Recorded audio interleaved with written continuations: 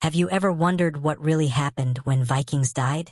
The popular image we see in movies shows a dramatic funeral pea floating down a river, flames dancing against the night sky. But what if I told you the reality was far more disturbing than Hollywood could ever show? What if the truth about Viking death rituals would make even the most hardened historian uncomfortable? Well, prepare yourself, because the actual practices surrounding Viking funerals were so brutal, so shocking, that many historians have deliberately glossed over the most horrifying details. Before we dive into the horrifying details, let me give you some context about why these funeral practices developed and why they were so important to Viking society. Because what you're about to learn isn't just about death. It's about power, control, and a worldview so alien to our modern sensibilities that it might genuinely disturb you. The first thing you need to understand is that Viking society operated on completely different moral principles than our world today. Death wasn't just an ending.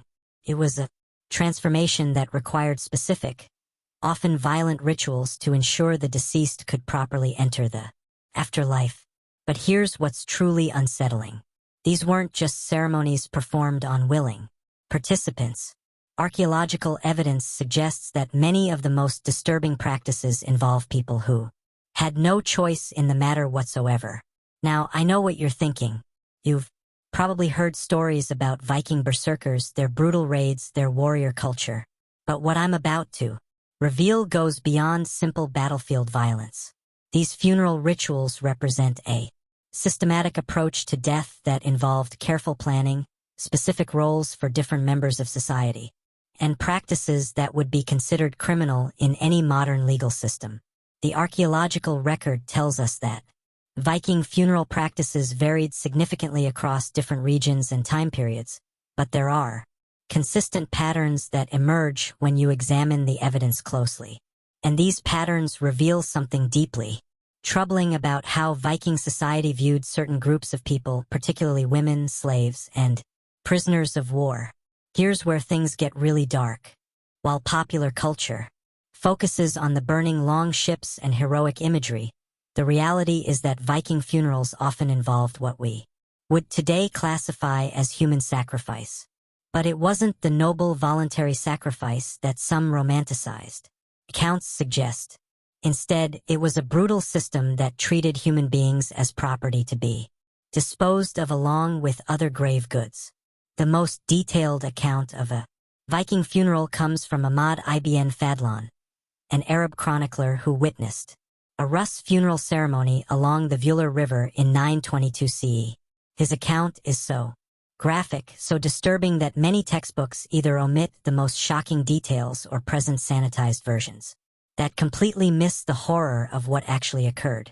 Ibn Fadlan describes practices that would make seasoned crime scene investigators uncomfortable, and his account has been corroborated by archaeological evidence from multiple sites across Scandinavia.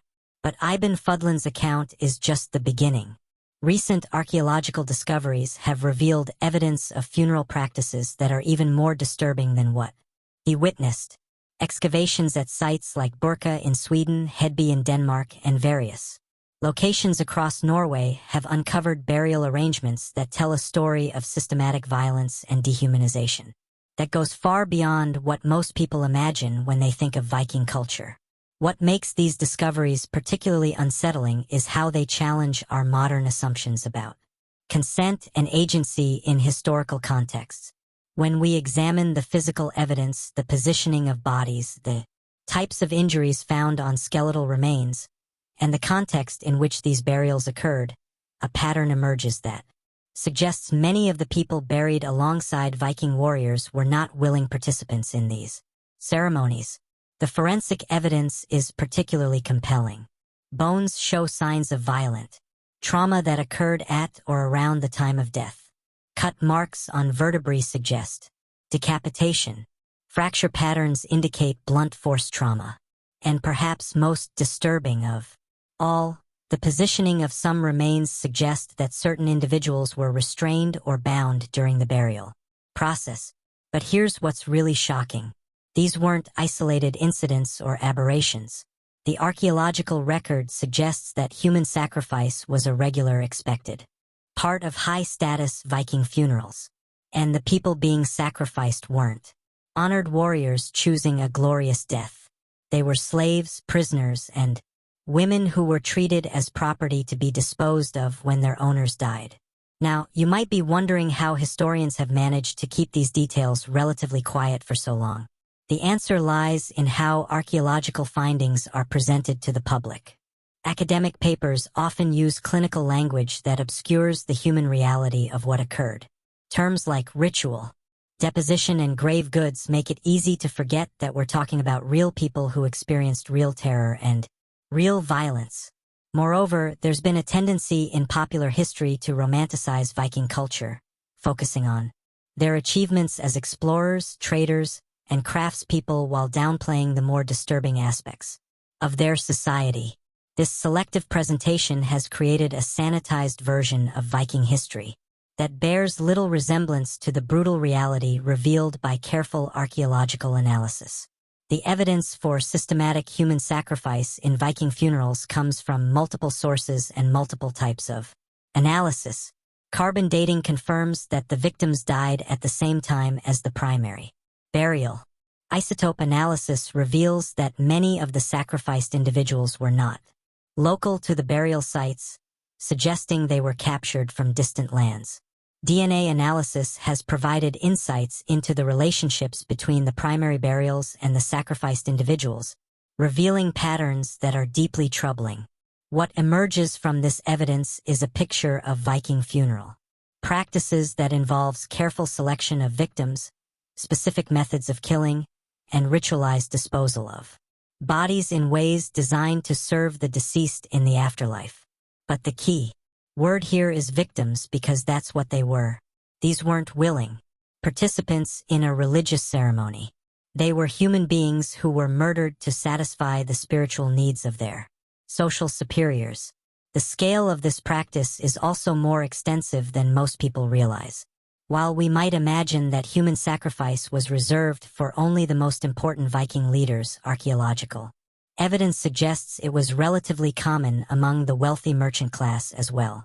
Burial sites across Scandinavia show evidence of multiple individuals being killed and buried with people who were important in their communities, but not necessarily legendary warriors or kings.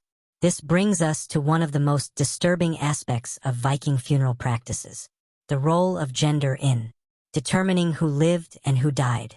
The archaeological record shows a clear pattern in which women, particularly young women, were disproportionately likely to be sacrificed during male funeral ceremonies.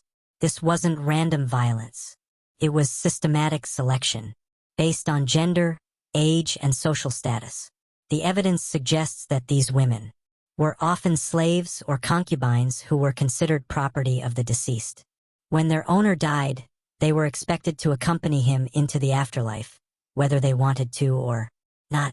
The methods used to kill these women were often particularly brutal, suggesting that their deaths were not just functional, but were intended to demonstrate the power and status of the deceased.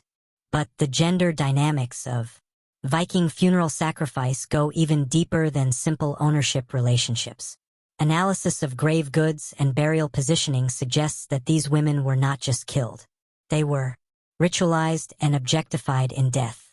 Their bodies were arranged in specific ways, often in positions that emphasized their subservience to the primary burial. They were dressed in particular clothing, adorned with specific jewelry, and positioned to serve specific functions in the afterlife. This systematic dehumanization extended beyond just the moment of death. The entire funeral process was designed to reinforce social hierarchies and power, relationships that existed in Viking society. The people who were sacrificed were not just killed, they were denied individual agency and reduced to objects, whose only purpose was to serve their social superiors in death as they had in life. The psychological impact on Viking communities must have been profound.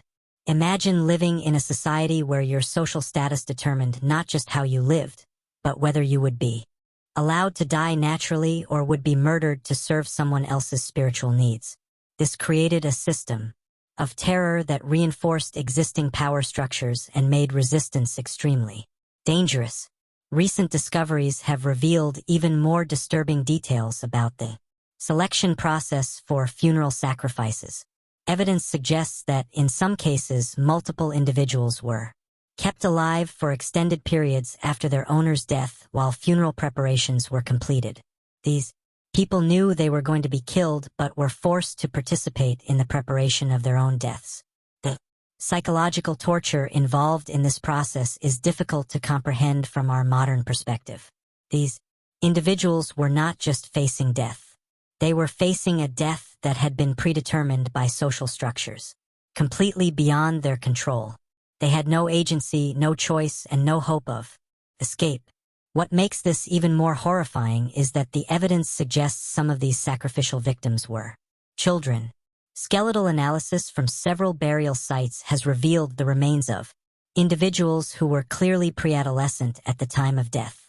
These children were killed not because of anything they had done, but simply because they were considered property of the deceased. The methods used to kill these sacrificial victims varied, but they were consistently brutal. Evidence suggests strangulation, stabbing, drowning, and in some cases, combinations of multiple methods. The goal wasn't just to cause death, but to ensure that the dying process itself served the ritual needs of the funeral ceremony.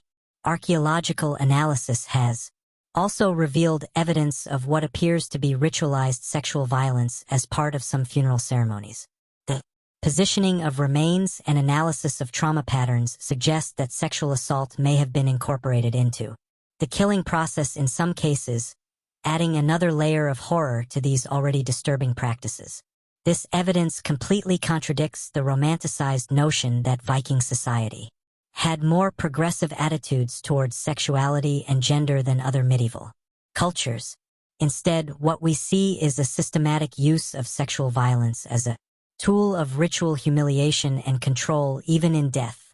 But perhaps the most chilling aspect of these discoveries is how methodical and organized the entire process was. This wasn't chaotic violence driven by grief or religious fervor. Archaeological evidence reveals careful planning, specific timing, and predetermined roles for different participants in the funeral ceremonies. There were people whose job it was to select victims, others responsible for the actual killing, and still others who handled the ritual aspects of body preparation and placement.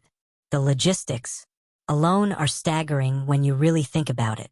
Coordinating the deaths of multiple individuals, preparing their bodies according to specific ritual requirements, and arranging them in precise configurations within burial chambers required significant organizational capacity. This wasn't something that happened spontaneously during moments of emotional intensity. It was a calculated, systematic process that reveals just how normalized human sacrifice had become in Viking society. What's equally disturbing is the evidence suggesting that some communities developed specialized expertise in conducting these funeral sacrifices. Certain individuals appear to have served as ritual specialists, people who understood the technical aspects of killing humans in ways that satisfied spiritual requirements while also serving social and political functions. Within their communities, the archaeological record shows variations in killing methods that correlate with different regions and time periods, suggesting that these practices evolved and were refined over generations. This wasn't static tradition. It was a developing system of ritualized murder that adapted to changing social needs and spiritual beliefs. DNA analysis from burial sites has revealed another horrifying dimension to these practices. In several cases, the sacrificed individuals were genetically related to the primary burial, suggesting that family members were sometimes killed to accompany their relatives into the afterlife.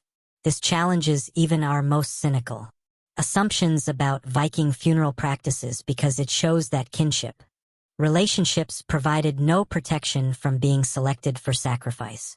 Imagine the psychological terror of living in a society where the death of a family member might mean your own death as well. The evidence suggests that siblings, children, and spouses were all considered potential candidates for funeral sacrifice, depending on the social status of the deceased and the specific spiritual requirements believed necessary for their successful transition to the afterlife. The isotope analysis I mentioned earlier has revealed something equally troubling about the geographic scope of these practices. Many of the sacrificed individuals were not native to the regions where they were buried. Chemical signatures in their bones indicate they grew up in different climatic conditions, often hundreds of miles away from where they died. This suggests an extensive network for acquiring human beings specifically for the purpose of ritual sacrifice. Think about what this means in practical terms. Viking communities were actively engaged in capturing, transporting, and stockpiling human beings who would eventually be killed during funeral ceremonies. This wasn't opportunistic violence. It was systematic human trafficking designed to ensure an adequate supply of sacrificial victims for future funeral needs. The scale of this operation becomes even more apparent when you consider the timing requirements involved. High-status funerals couldn't wait indefinitely for suitable victims to become available. The deceased needed to be buried within specific time frames according to Viking spiritual beliefs, which meant communities had to maintain ready access to people who could be killed on relatively short notice. This created what we might today recognize as a form of death row system where certain individuals lived with the constant knowledge that they could be selected for sacrifice at any time. The psychological impact of this constant threat must have been devastating, creating a state of chronic terror that served to reinforce the absolute power held by the upper levels of Viking society. Recent excavations have uncovered evidence of holding facilities that appear to have been designed specifically for keeping sacrificial victims prior to funeral ceremonies. These structures show signs of heavy security measures, including restraining devices and barriers that would have made escape virtually impossible. The archaeological evidence suggests that some individuals were held in these facilities for weeks or even months before being killed.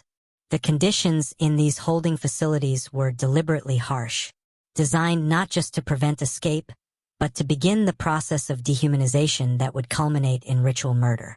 Evidence suggests inadequate food, poor sanitation, and deliberate exposure to uncomfortable environmental conditions. The goal was to break down the psychological resistance of the victims and make them more compliant during the actual sacrifice ceremony. But here's what makes this even more disturbing. The evidence suggests that Viking communities developed specific techniques for psychological manipulation of sacrificial victims. Rather than simply keeping them imprisoned until the moment of death, there were apparently systematic efforts to convince victims that their sacrifice was necessary, honorable, or spiritually beneficial. Archaeological evidence combined with textual sources suggests that some victims were subjected to elaborate psychological conditioning designed to make them more cooperative during their own murder. This included religious indoctrination, promises of spiritual rewards in the afterlife, and manipulation of their relationships with other community members who might intercede on their behalf. The sophistication of these psychological manipulation techniques reveals something profoundly disturbing about Viking society. This wasn't just a culture that accepted human sacrifice as necessary for spiritual reasons. It was a culture that developed expertise in breaking down human psychological resistance to make the process of ritualized murder more efficient and less disruptive to community social dynamics. The evidence also suggests that there were different categories of sacrificial victims who received different types of treatment based on their perceived value and the specific spiritual functions they were expected to serve in the afterlife. Some victims appear to have been treated relatively well prior to their deaths, while others were subjected to deliberate abuse and degradation. This differential treatment wasn't random. It corresponded to specific beliefs about what different types of people could contribute to the deceased in the afterlife. Women who were expected to serve sexual functions were treated differently from those expected to serve domestic functions. Skilled craftspeople were handled differently from general laborers. Even in death, Viking society maintained rigid hierarchical distinctions that determined how individuals would be treated during their final days. The forensic evidence from these burial sites tells us something else that's deeply unsettling. Many of the sacrificial victims showed signs of prolonged malnutrition and physical abuse that occurred well before their deaths. This suggests that the dehumanization process didn't begin when someone was selected for sacrifice. Instead, it appears that certain categories of people lived their entire lives under conditions designed to prepare them for potential ritual murder. This systematic approach to maintaining a supply of sacrificial victims required significant community resources and coordination. Someone had to be responsible for feeding these people, housing them, monitoring them, and ensuring they remained available when needed. The fact that Viking communities were willing to invest these resources tells us something profound about how central human sacrifice was to their understanding of proper funeral practices. The archaeological record also reveals evidence of what appears to be training programs for the specialists who conducted these ritual murders. Skeletal remains show remarkably consistent patterns of trauma that suggest standardized killing techniques that required practice to master. This wasn't amateur violence. It was professional execution carried out by individuals with specialized expertise. These ritual specialists appear to have held significant social status within their communities, suggesting that the ability to conduct proper human sacrifices was viewed as a valuable skill rather than a necessary evil. This professional approach to ritualized murder reveals just how deeply embedded these practices were in Viking social structures. But perhaps the most chilling discovery comes from analysis of the burial chambers themselves. The positioning and arrangement of sacrificial victims wasn't random or haphazard. Instead, it follows specific patterns that suggest detailed knowledge of human anatomy and careful planning to achieve particular visual and symbolic effects. The evidence suggests that the people responsible for arranging these burial chambers understood exactly how to position human bodies to create specific impressions about power relationships, spiritual hierarchies, and social status. This required not just knowledge of ritual requirements, but practical expertise in manipulating human remains to achieve desired symbolic meanings. What becomes clear from all this evidence is that Viking funeral practices involving human sacrifice weren't desperate or chaotic responses to death. Instead, they were sophisticated, systematic programs designed to reinforce social hierarchies, demonstrate individual power, and ensure spiritual continuity, according to very specific cultural beliefs about death and the afterlife.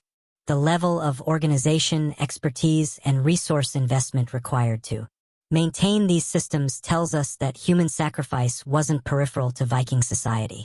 It was central to how these communities understood social relationships, spiritual obligations, and the proper way to honor their most important members. And this brings us to perhaps the most disturbing realization of all.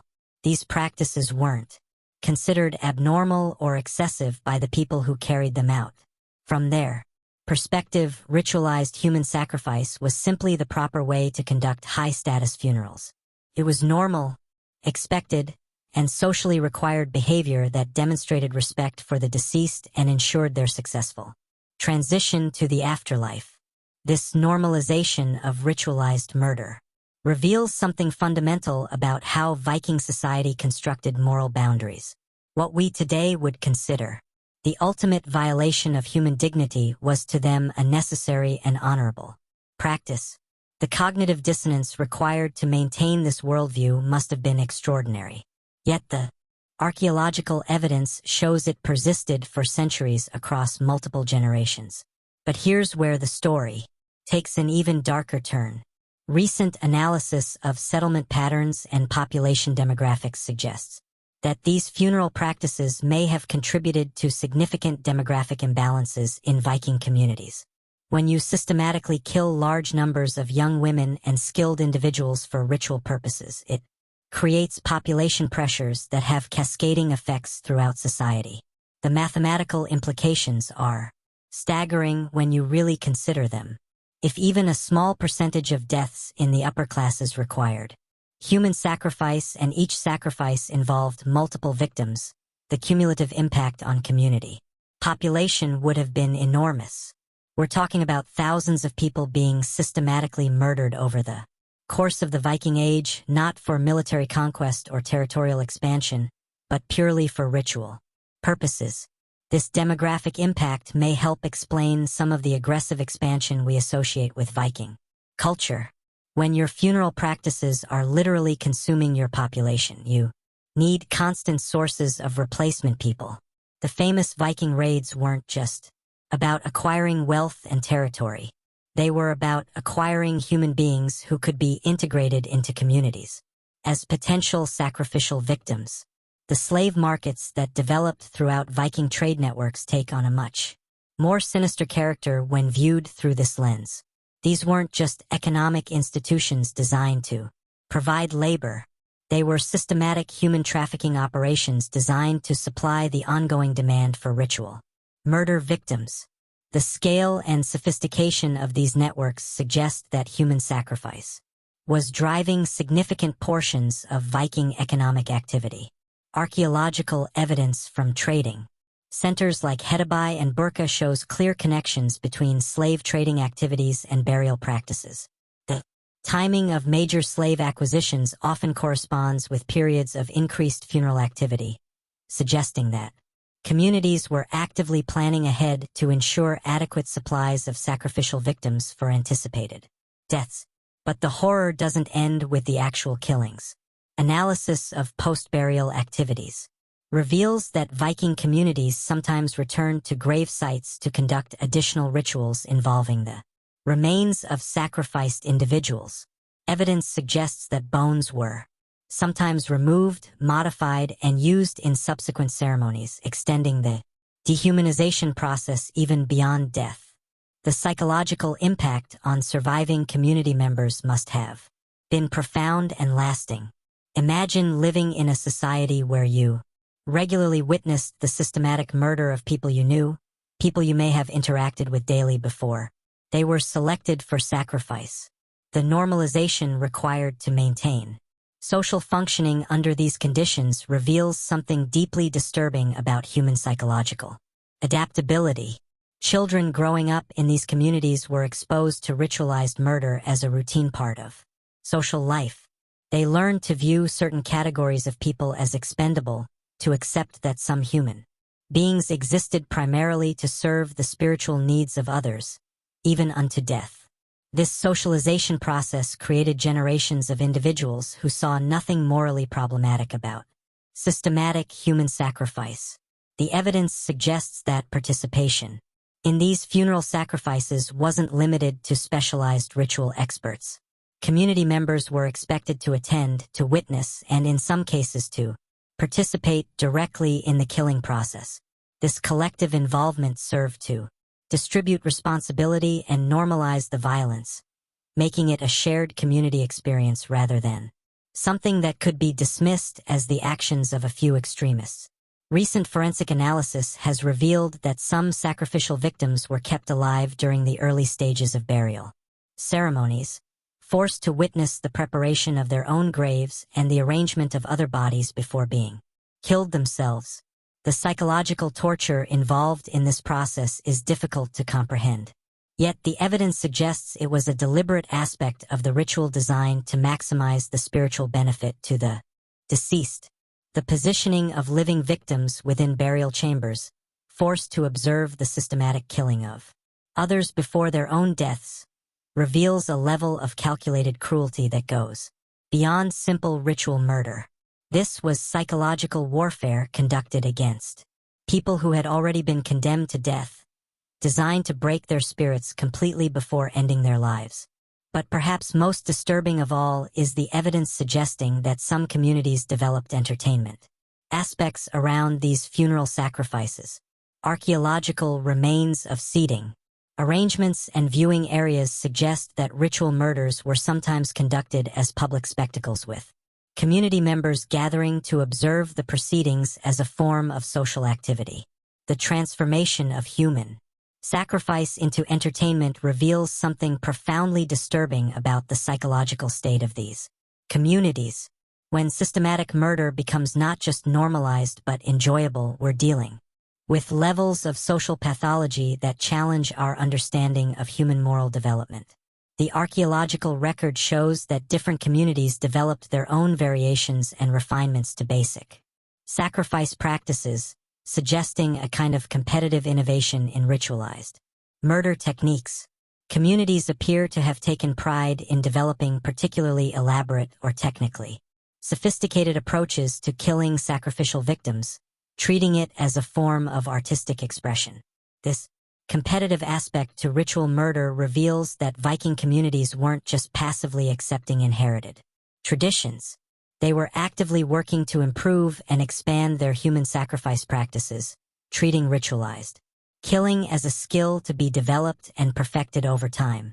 The evidence also suggests that successful funeral sacrifices enhanced the social status of those responsible for organizing them. Individuals who could coordinate particularly impressive or elaborate ritual murders gained prestige within their communities, creating incentive structures that encouraged the development of increasingly sophisticated killing practices. This social reward system for ritualized murder helps explain how these practices could persist and expand over time rather than gradually diminishing as communities developed more sophisticated moral frameworks. Instead of moral progress, we see moral regression driven by social incentives that rewarded increasingly elaborate forms of systematic killing. The technological innovations developed specifically for funeral sacrifices are equally disturbing. Archaeological evidence reveals specialized tools and techniques designed specifically for ritual murder, including restraining devices, killing instruments, and body preparation equipment that shows clear signs of repeated use and refinement over time. The fact that Viking communities invested time, resources, and creative energy into developing better tools for killing human beings reveals something fundamental about their priorities and values. These weren't desperate people making do with whatever was available. They were skilled craftspeople deliberately designing equipment to make ritualized murder more efficient and effective. Recent metallurgical analysis of weapons found in burial contexts has revealed that some were specifically manufactured for sacrificial purposes rather than combat use.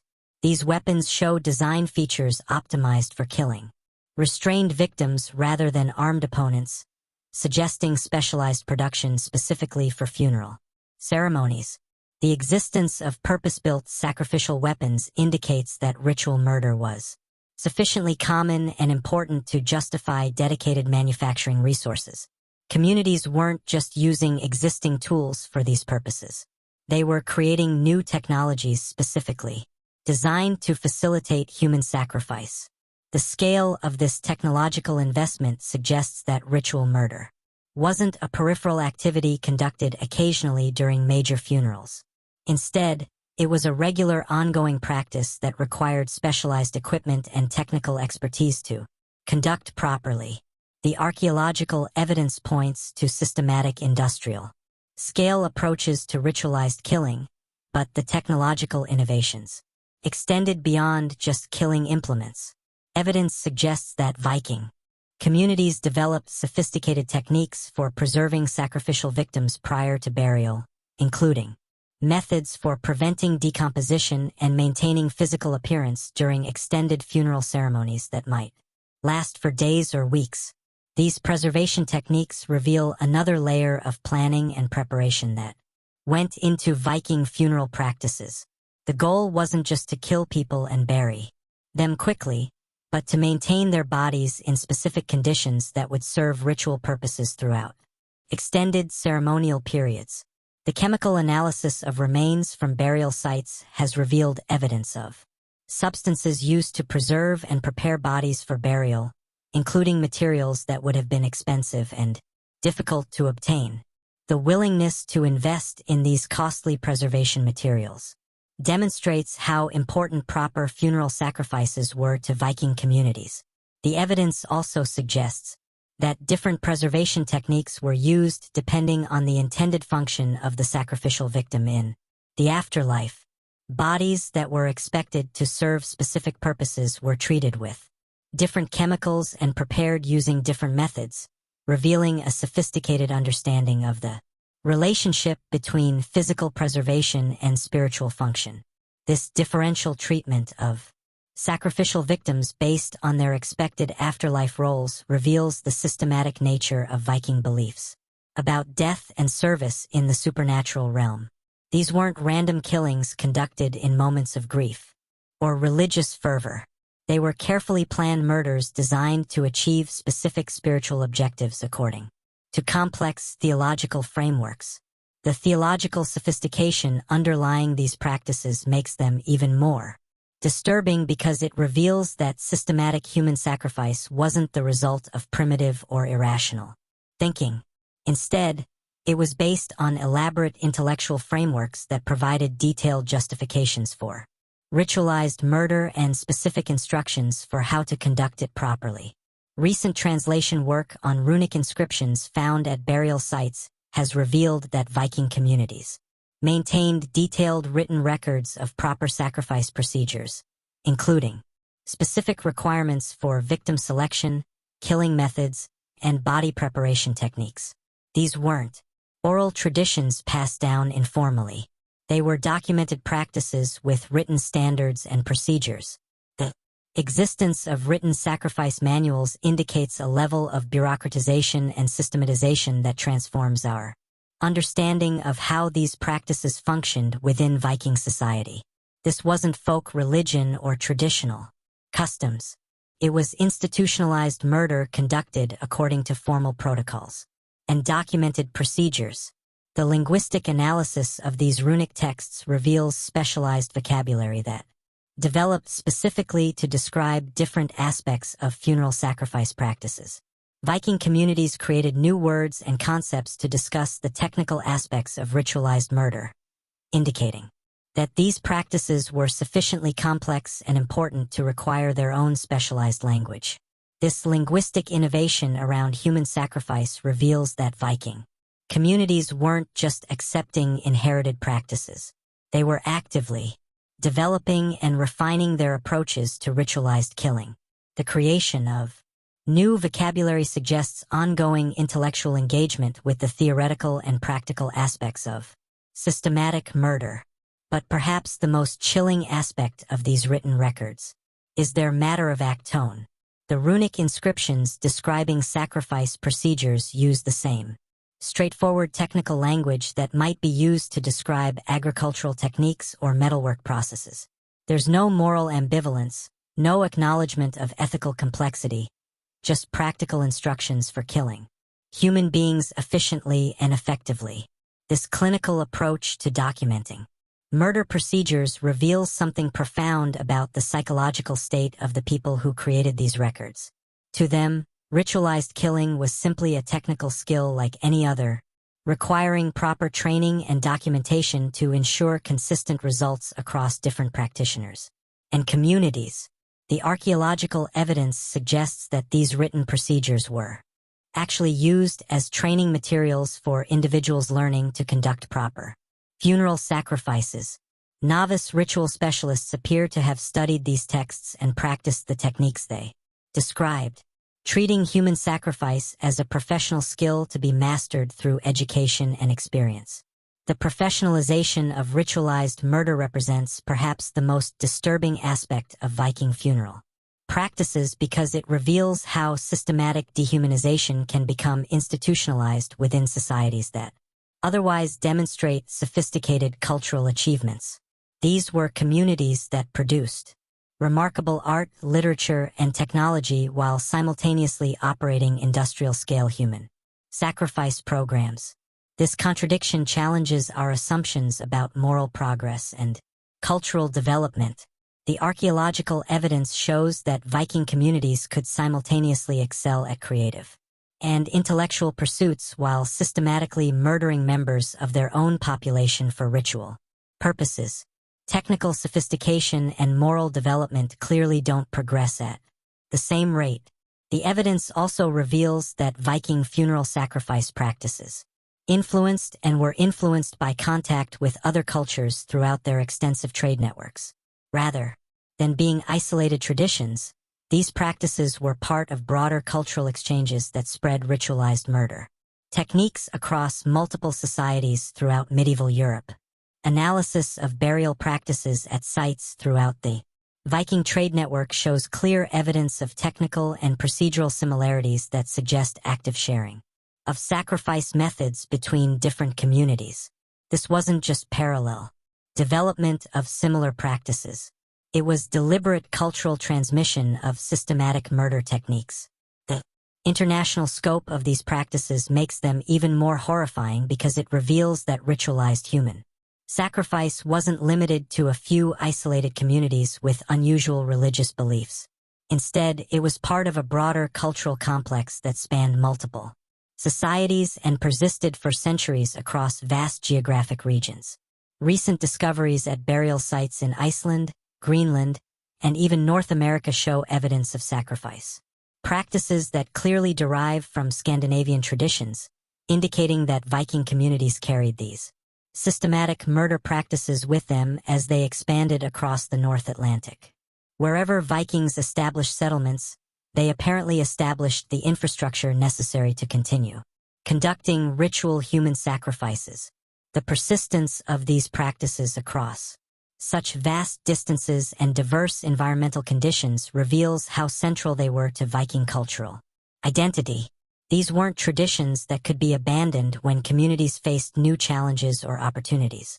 They were fundamental aspects of how Vikings understood proper social relationships and spiritual obligations. But the evidence also suggests that contact with other cultures sometimes intensified rather than moderated Viking sacrifice practices. Burial sites that show evidence of cultural mixing often contain more elaborate and extensive human sacrifices than purely Viking sites, suggesting that exposure to different religious traditions sometimes led to escalation rather than restraint. This escalation pattern reveals that Viking funeral practices weren't static traditions maintained unchanged over time. Instead, they were dynamic systems that evolved and intensified in response to cultural contact and competition with other societies. The result was an arms race in ritualized murder that pushed these practices to increasingly extreme levels. The archaeological record shows that late-period Viking burials often contained more sacrificial victims and showed evidence of more elaborate killing procedures than earlier sites, suggesting that these practices became more rather than less extreme over time. This contradicts assumptions about gradual moral progress and reveals how systematic dehumanization can actually intensify as societies become more sophisticated. The evidence from the final centuries of the Viking Age shows funeral sacrifice practices reaching levels of complexity and scale that would have been unimaginable in earlier periods. Communities were conducting mass ritual murders involving dozens of victims using killing techniques that required extensive planning and specialized expertise and creating burial arrangements that represented enormous investments of time and resources. This escalation pattern continued right up until the conversion to Christianity began to suppress these practices, suggesting that left to their own development, Viking sacrifice traditions might have become even more elaborate and extensive over time. The archaeological evidence points toward systematic murder programs that were expanding in scope and sophistication rather than declining. The conversion to Christianity didn't happen overnight, and the archaeological evidence reveals something deeply disturbing about this transition period. Rather than immediately abandoning their human sacrifice practices, many Viking communities appear to have developed hybrid funeral ceremonies that combined Christian symbolism with traditional ritualized murder. These transitional burials show clear evidence of both Christian religious artifacts and multiple sacrificial victims, suggesting that some communities saw no contradiction between their new faith and their established killing practices. What makes this even more horrifying is that Christian clergy in some regions appear to have initially tolerated or even participated in these hybrid ceremonies. Written records from the early conversion period describe priests blessing funeral arrangements that clearly involved human sacrifice, indicating that the religious authorities responsible for moral guidance were willing to accommodate systematic murder when it served their political interests. The gradual nature of this religious transition allowed Viking sacrifice practices to persist in modified forms for decades or even centuries after official conversion. Archaeological sites dating to the late Viking Age and early medieval period show evidence of continued ritual killings disguised as Christian burial practices, revealing how deeply embedded these murderous traditions had become in Scandinavian culture. Recent isotope analysis has revealed another chilling dimension to the persistence of these practices during the conversion period. Many of the sacrificial victims found in transitional burials were not local to Scandinavia, suggesting that communities were importing human beings specifically for ritual murder even as they officially embraced Christianity. The demand for sacrificial victims was so ingrained that it continued despite fundamental changes in religious doctrine. This evidence completely undermines romanticized narratives about Viking conversion to Christianity representing moral progress or cultural enlightenments. Instead, what we see is pragmatic adaptation that allowed communities to maintain their systematic murder practices while gaining the political and economic benefits of Christian affiliation. The sophistication of these hybrid practices reveals just how important human sacrifice had become to Viking social structures. Rather than abandoned practices that were central to their understanding of proper funeral ceremonies, communities developed elaborate theological justifications for continuing ritualized murder within Christian frameworks.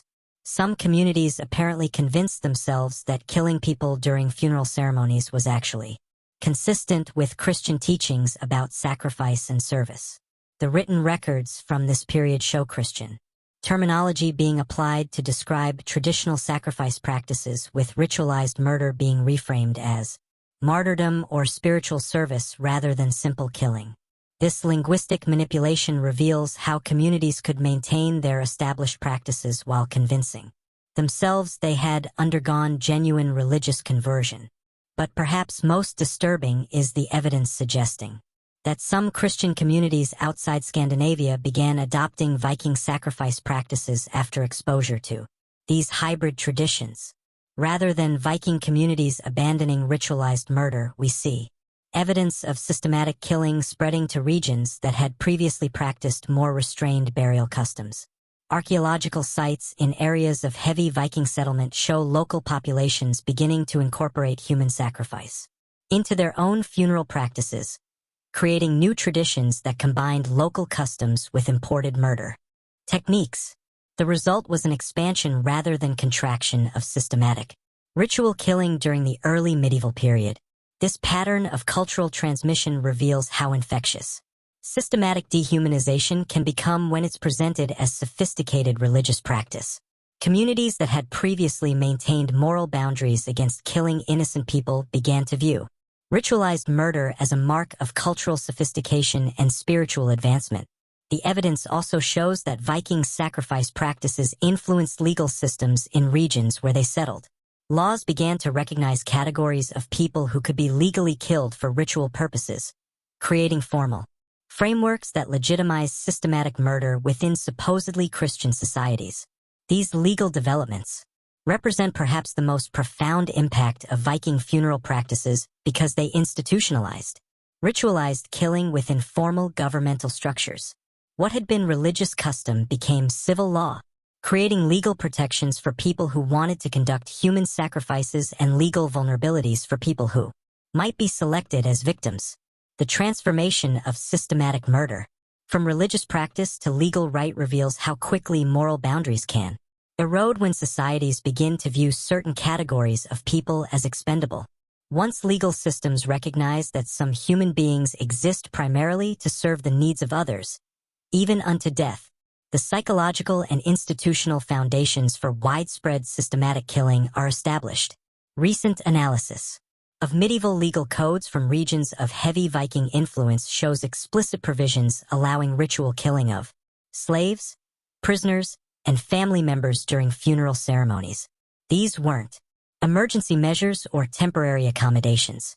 They were permanent legal frameworks designed to protect and facilitate ongoing systematic murder. The existence of these legal protections for ritualized killing reveals that Viking funeral practices had achieved a level of social acceptance that went far beyond simple religious tolerance.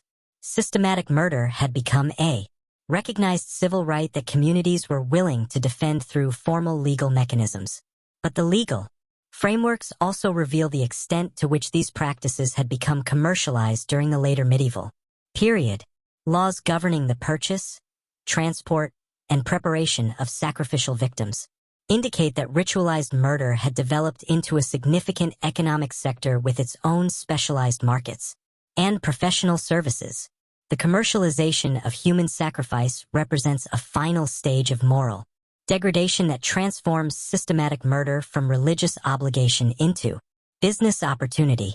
When killing people becomes profitable, the incentives for expanding and intensifying these practices become enormous, creating economic pressures that drive communities toward increasingly elaborate forms of ritualized violence. Archaeological evidence from late medieval trading centers shows clear signs of commercial enterprises dedicated to supplying sacrificial victims for funeral ceremonies. These businesses maintained facilities for holding, preparing, and transporting human beings who would eventually be killed for ritual purposes, creating industrial infrastructure specifically designed to facilitate systematic murder. The scale of these commercial operations is staggering when you consider the logistics involved. Maintaining adequate supplies of sacrificial victims required extensive networks for acquisition, transportation, housing, feeding, and processing human beings like livestock. The fact that communities were willing to invest in this infrastructure reveals how central ritualized killing had become to their economic and social systems. The evidence also shows specialization within these commercial networks, with different businesses focusing on different aspects of the sacrifice supply chain. Some enterprises specialized in acquiring victims from distant regions, others focused on transportation and delivery, and still others provided preparation and ritual services at the point of consumption. This commercial specialization reveals that systematic murder had become sufficiently common and predictable to support dedicated business enterprises. The demand for ritualized killing services was apparently steady enough to justify significant capital investments in specialized facilities and equipment. The financial records that survive from this period show that human sacrifice services commanded premium prices, indicating that communities were willing to pay substantial sums for properly conducted ritual murders. The economic value placed on systematic killing reveals how important these practices had become to medieval social structures. But perhaps most disturbing is evidence that some commercial enterprises began developing innovative killing techniques and ritual procedures specifically to differentiate their services in competitive markets. The drive for business success led to technological and procedural innovations that made systematic murder more elaborate and horrifying. The transformation of ritualized killing from religious obligation to commercial service reveals how market forces can accelerate moral degradation when societies lose sight of fundamental ethical boundaries. When systematic murder becomes subject to competitive pressures, the result is innovation and expansion rather than restraint and reflection. Recent discoveries have also revealed evidence of what appears to be franchising arrangements that allowed successful ritual murder enterprises to expand their operations across multiple regions. These business models facilitated the spread of increasingly sophisticated systematic killing practices throughout medieval Europe. The development of commercial franchises for human sacrifice services represents perhaps the ultimate corruption of Viking funeral traditions. What began as religious practices rooted in spiritual beliefs about death and the afterlife eventually became standardized business procedures designed to maximize profit from systematic murder. The evidence suggests that by the late medieval period, some communities had completely lost touch with the original spiritual ration for these practices. Ritual murder had become simply another commercial service available for purchase with no more moral significance than any other luxury commodity. This commercialization process reveals how quickly societies can move from viewing systematic killing as religiously necessary to viewing it as economically beneficial. Once communities begin profiting from ritualized murder, the psychological and institutional barriers to expanding these practices begin to erode rapidly. The archaeological record from the final period of widespread sacrifice practices shows evidence of mass production. Techniques being applied to ritual murder, standardized killing procedures, assembly line processing of victims, and bulk disposal methods reveal that systematic murder had become an industrial process optimized for efficiency and profit. The industrialization of human sacrifice represents the logical endpoint of a process that began with religious ceremonies designed to honor the dead. Through gradual expansion, commercialization, and technological innovation, Viking funeral practices eventually evolved into systematic murder programs that operated according to business principles rather than spiritual beliefs. The evidence shows that these industrialized killing operations continued to expand right up until political changes in the late medieval period finally created sufficient external pressure to suppress them. Left to their own development, there's no indication that these communities would have voluntarily abandoned or restricted their systematic murder practices. This pattern reveals something profoundly disturbing about human moral development. Societies don't automatically progress toward greater respect for human dignity and individual rights. Instead, they can just as easily develop increasingly sophisticated systems for systematic dehumanization and murder, especially when these systems provide social, economic, or political benefits to dominant groups. The archaeological evidence from Viking funeral practices demonstrates that moral progress requires constant vigilance and deliberate effort without external pressures or internal reform movements. Societies can develop cultural practices that normalize and celebrate systematic violence against vulnerable populations. The persistence and expansion of Viking sacrifice practices over centuries reveals how resilient systematic dehumanization can become once it achieves cultural legitimacy. These weren't practices that communities gradually abandoned as they became more sophisticated or enlightened. Instead, they were practices that became more elaborate, more extensive, and more institutionalized over time. The evidence also shows that individuals within these communities who might have had moral reservations about systematic murder were effectively silenced by social pressures and institutional arrangements that made resistance extremely dangerous. The few written records that express doubts about sacrifice practices reveal that dissent was not tolerated and could result in the dissenter becoming a sacrificial victim themselves. This suppression of moral dissent reveals how systematic murder programs protect themselves by creating environments where questioning the legitimacy of ritualized killing becomes literally life-threatening. Once communities reach this point, internal reform becomes virtually impossible without external intervention. The psychological mechanisms that allowed Viking communities to maintain systematic murder practices for so long continue to operate in modern contexts. The same processes of dehumanization, normalization, and institutionalization that made ritual sacrifice seem acceptable to medieval Scandinavians can make systematic violence seem acceptable to contemporary societies. Understanding how Viking funeral practices developed and persisted provides crucial insights into how seemingly civilized communities can gradually adopt increasingly extreme forms of systematic violence. The archaeological evidence reveals that moral degradation doesn't happen overnight, but through gradual processes that make each step seem reasonable within the context established by previous steps.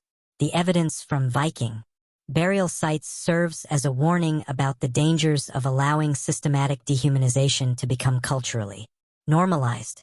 Once societies begin viewing certain categories of people as expendable, the logical endpoint is systematic murder conducted according to formal procedures and supported by legal frameworks.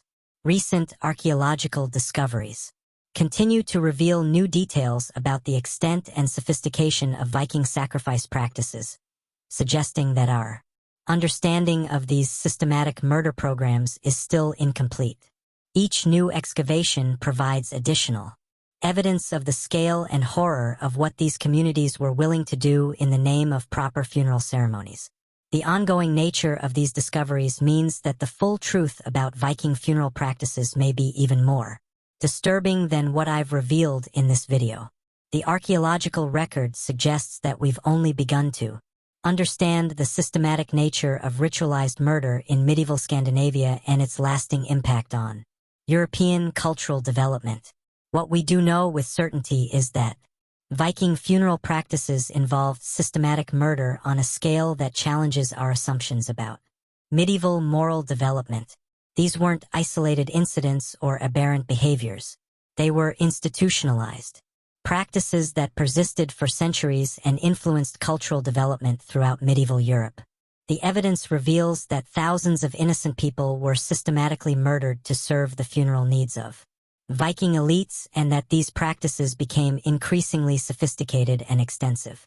Over time, the horror of what occurred during these ceremonies goes far beyond anything depicted in popular culture or acknowledged in mainstream historical narratives.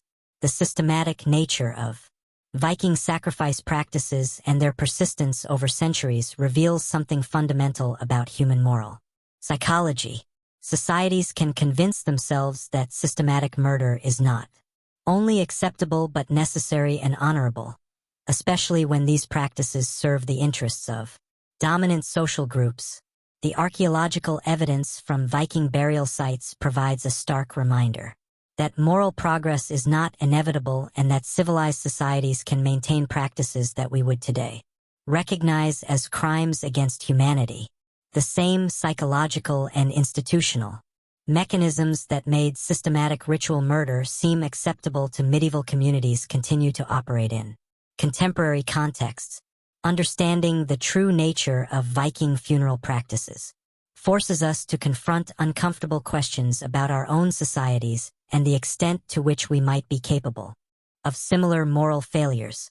The evidence suggests that the capacity for systematic dehumanization exists within all human communities and requires constant vigilance to prevent its emergence.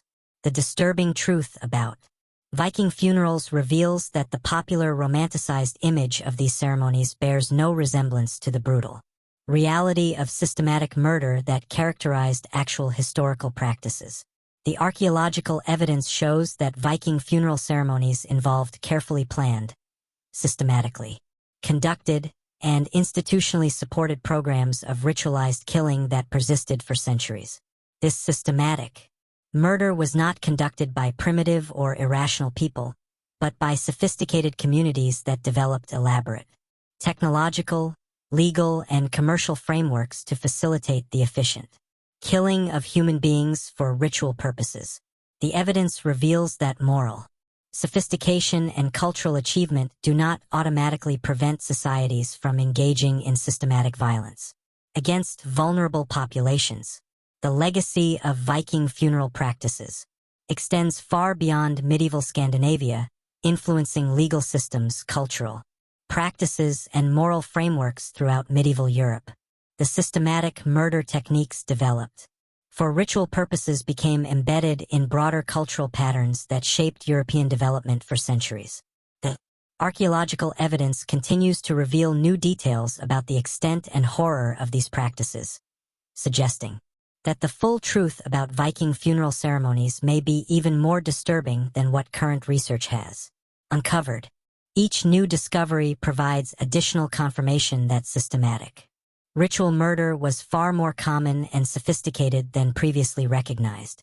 The disturbing truth about Viking funerals serves as a crucial reminder that human societies are capable of extraordinary moral failures, even when they achieve remarkable cultural and technological accomplishments in other areas. The evidence from medieval Scandinavia reveals that the capacity for systematic dehumanization exists within all human communities and requires constant vigilance to prevent its emergence. This systematic murder was not an aberration or historical curiosity, but a fundamental aspect of how Viking communities understood social relationships, spiritual obligations, and proper funeral ceremonies. The persistence and expansion of these practices over centuries reveals how resilient systematic dehumanization can become once it achieves cultural legitimacy and institutional support. The evidence forces us to confront the uncomfortable reality that civilized societies can maintain practices that involve systematic murder of innocent people while convincing themselves that these practices are necessary, honorable, and spiritually beneficial. The psychological mechanisms that allowed Viking communities to engage in ritualized killing continue to operate in contemporary contexts and represent ongoing dangers to human dignity and individual rights. The archaeological evidence also reveals something that challenges our understanding of how these communities functioned on a day-to-day basis. While systematic murder was occurring regularly for funeral purposes, Viking settlements simultaneously maintained complex trade relationships, sophisticated craftsmanship, and what appeared to be stable social structures. The cognitive dissonance required to maintain normal community life while regularly witnessing ritualized killing of community members must have been extraordinary. Recent psychological studies of modern communities that have experienced systematic violence provide insights into how Viking societies might have maintained psychological stability despite regular exposure to ritualized murder. The human capacity for compartmentalization allows people to function normally in some areas of life while participating in or witnessing extreme violence in others. But the Viking case reveals something even more disturbing than simple psychological compartmentalization. The evidence suggests that many community members didn't view ritual sacrifice as violence at all, but as normal, necessary, and even positive aspects of community life. This complete moral inversion represents a level of systematic brainwashing that goes far beyond simple psychological coping mechanisms.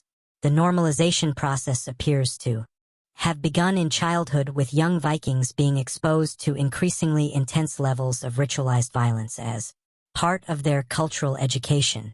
Archaeological evidence from sites associated with child burials suggests that children were sometimes forced to participate directly in sacrifice ceremonies, beginning their indoctrination into systematic murder at extremely young ages.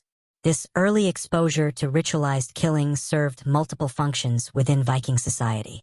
It created psychological conditioning that made adult participation in systematic murder seem natural and inevitable. It also served as a selection mechanism, identifying individuals who showed aptitude for the psychological detachment required to conduct ritual murders effectively. The evidence suggests that children who demonstrated particular comfort with ritualized violence were often selected for specialized training that would eventually lead to careers as sacrifice specialists. These individuals received extensive education in killing techniques, victim preparation methods, and ritual procedures that prepared them to serve as professional murderers within their communities. The existence of formal training programs for ritual murderers reveals the systematic nature of these practices and their central importance to Viking social structures. Communities weren't relying on spontaneous violence or amateur efforts. They were deliberately cultivating expertise in systematic killing and passing this knowledge down through generations. The training materials that survive from this period include detailed instructions for psychological manipulation of victims, optimal killing techniques for different ritual purposes, and methods for maintaining victim compliance during extended ceremonial periods. These documents read like professional manuals for systematic murder, complete with troubleshooting guides and performance metrics. The professionalization of ritualized killing created career incentives that encouraged innovation and expansion of these practices. Individuals who demonstrated exceptional skill in conducting ritual murders could achieve significant social status and economic benefits within their communities, creating powerful motivations for developing increasingly sophisticated killing techniques. Recent analysis of social mobility patterns in Viking communities reveals That service as a sacrifice specialist was one of the few ways individuals from lower social classes could achieve upward mobility. This created a perverse incentive system, where systematic murder became a pathway to social advancement for ambitious individuals. The career benefits associated with ritual murder expertise help explain how these practices could persist and expand over time despite their obvious moral problems. When systematic killing provides economic opportunities and social advancement, communities develop powerful interests in maintaining and expanding these practices rather than questioning their ethical foundations. The evidence also reveals that successful sacrifice specialists often became influential political figures within their communities, using their ritual expertise to gain broader social authority. The connection between systematic murder and political power created additional incentives for maintaining these practices and suppressing potential reform movements.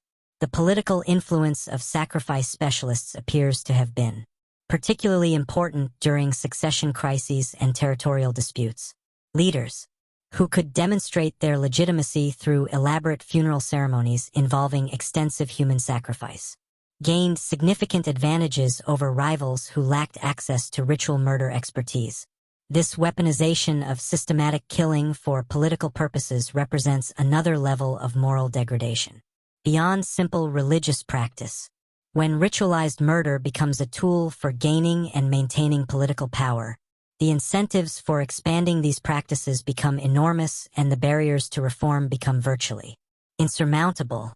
The evidence suggests that political competition between different Viking communities led to escalating funeral displays that involved increasingly large numbers of sacrificial victims. What began as spiritual practices became competitions for political dominance conducted through systematic murder of innocent people.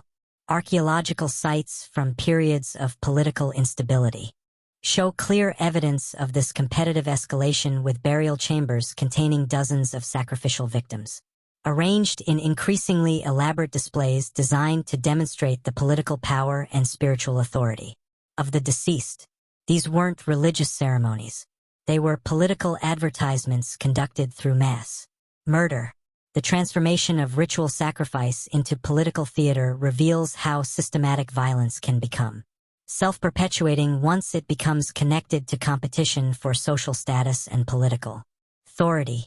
Communities that might otherwise question the morality of ritualized killing become locked into escalating cycles of violence driven by competitive pressures. Recent discoveries have also revealed evidence of international competitions in funeral sacrifice practices, with different Viking communities apparently trying to outdo each other in the scale and sophistication of their systematic murder ceremonies. These competitive displays attracted visitors from across the Viking world, creating cultural exchanges focused specifically on innovations in ritualized killing. The development of international competitions in systematic murder represents perhaps the ultimate corruption of whatever spiritual motivations originally justified these practices. When ritualized killing becomes entertainment and communities begin competing to see who can conduct the most elaborate murders, any connection to genuine religious belief has clearly been lost. The evidence suggests that these competitive displays became major cultural events that attracted merchants, craftspeople, and political figures from across the Viking world. The systematic murder of innocent people had become a form of cultural festival that served important economic and political functions beyond whatever ritual purposes it might originally have served. The commercialization of these murder festivals created additional economic incentives for maintaining and expanding sacrifice practices. Communities that could stage particularly impressive killing displays attracted trade, tourism, and political attention that provided significant economic benefits, making systematic murder literally profitable for entire regions. Archaeological analysis of sites associated with these competitive displays reveals extensive infrastructure designed to accommodate large numbers of visitors who came specifically to witness ritualized killing. Temporary housing, food preparation, areas, and viewing platforms show that these communities invested substantial resources in creating optimal conditions for observing systematic murder. The construction of specialized viewing facilities for ritual murders reveals how completely these practices had been transformed from private religious ceremonies into public entertainment.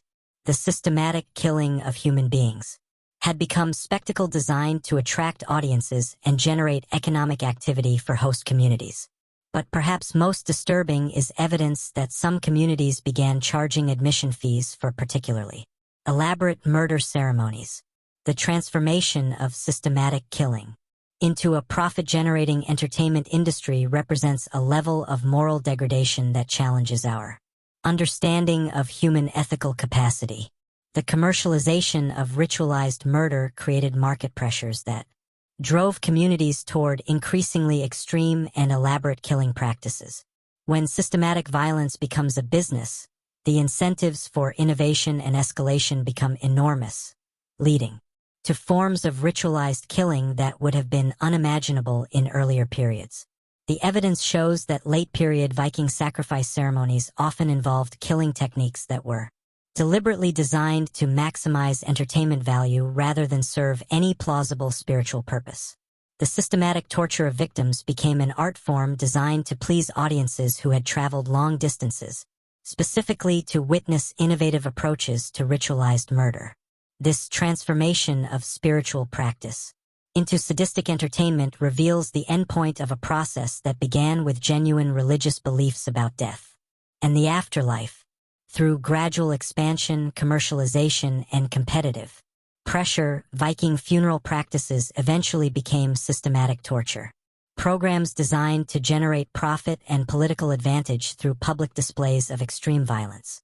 The psychological impact on the victims of these later ceremonies must have been unimaginable.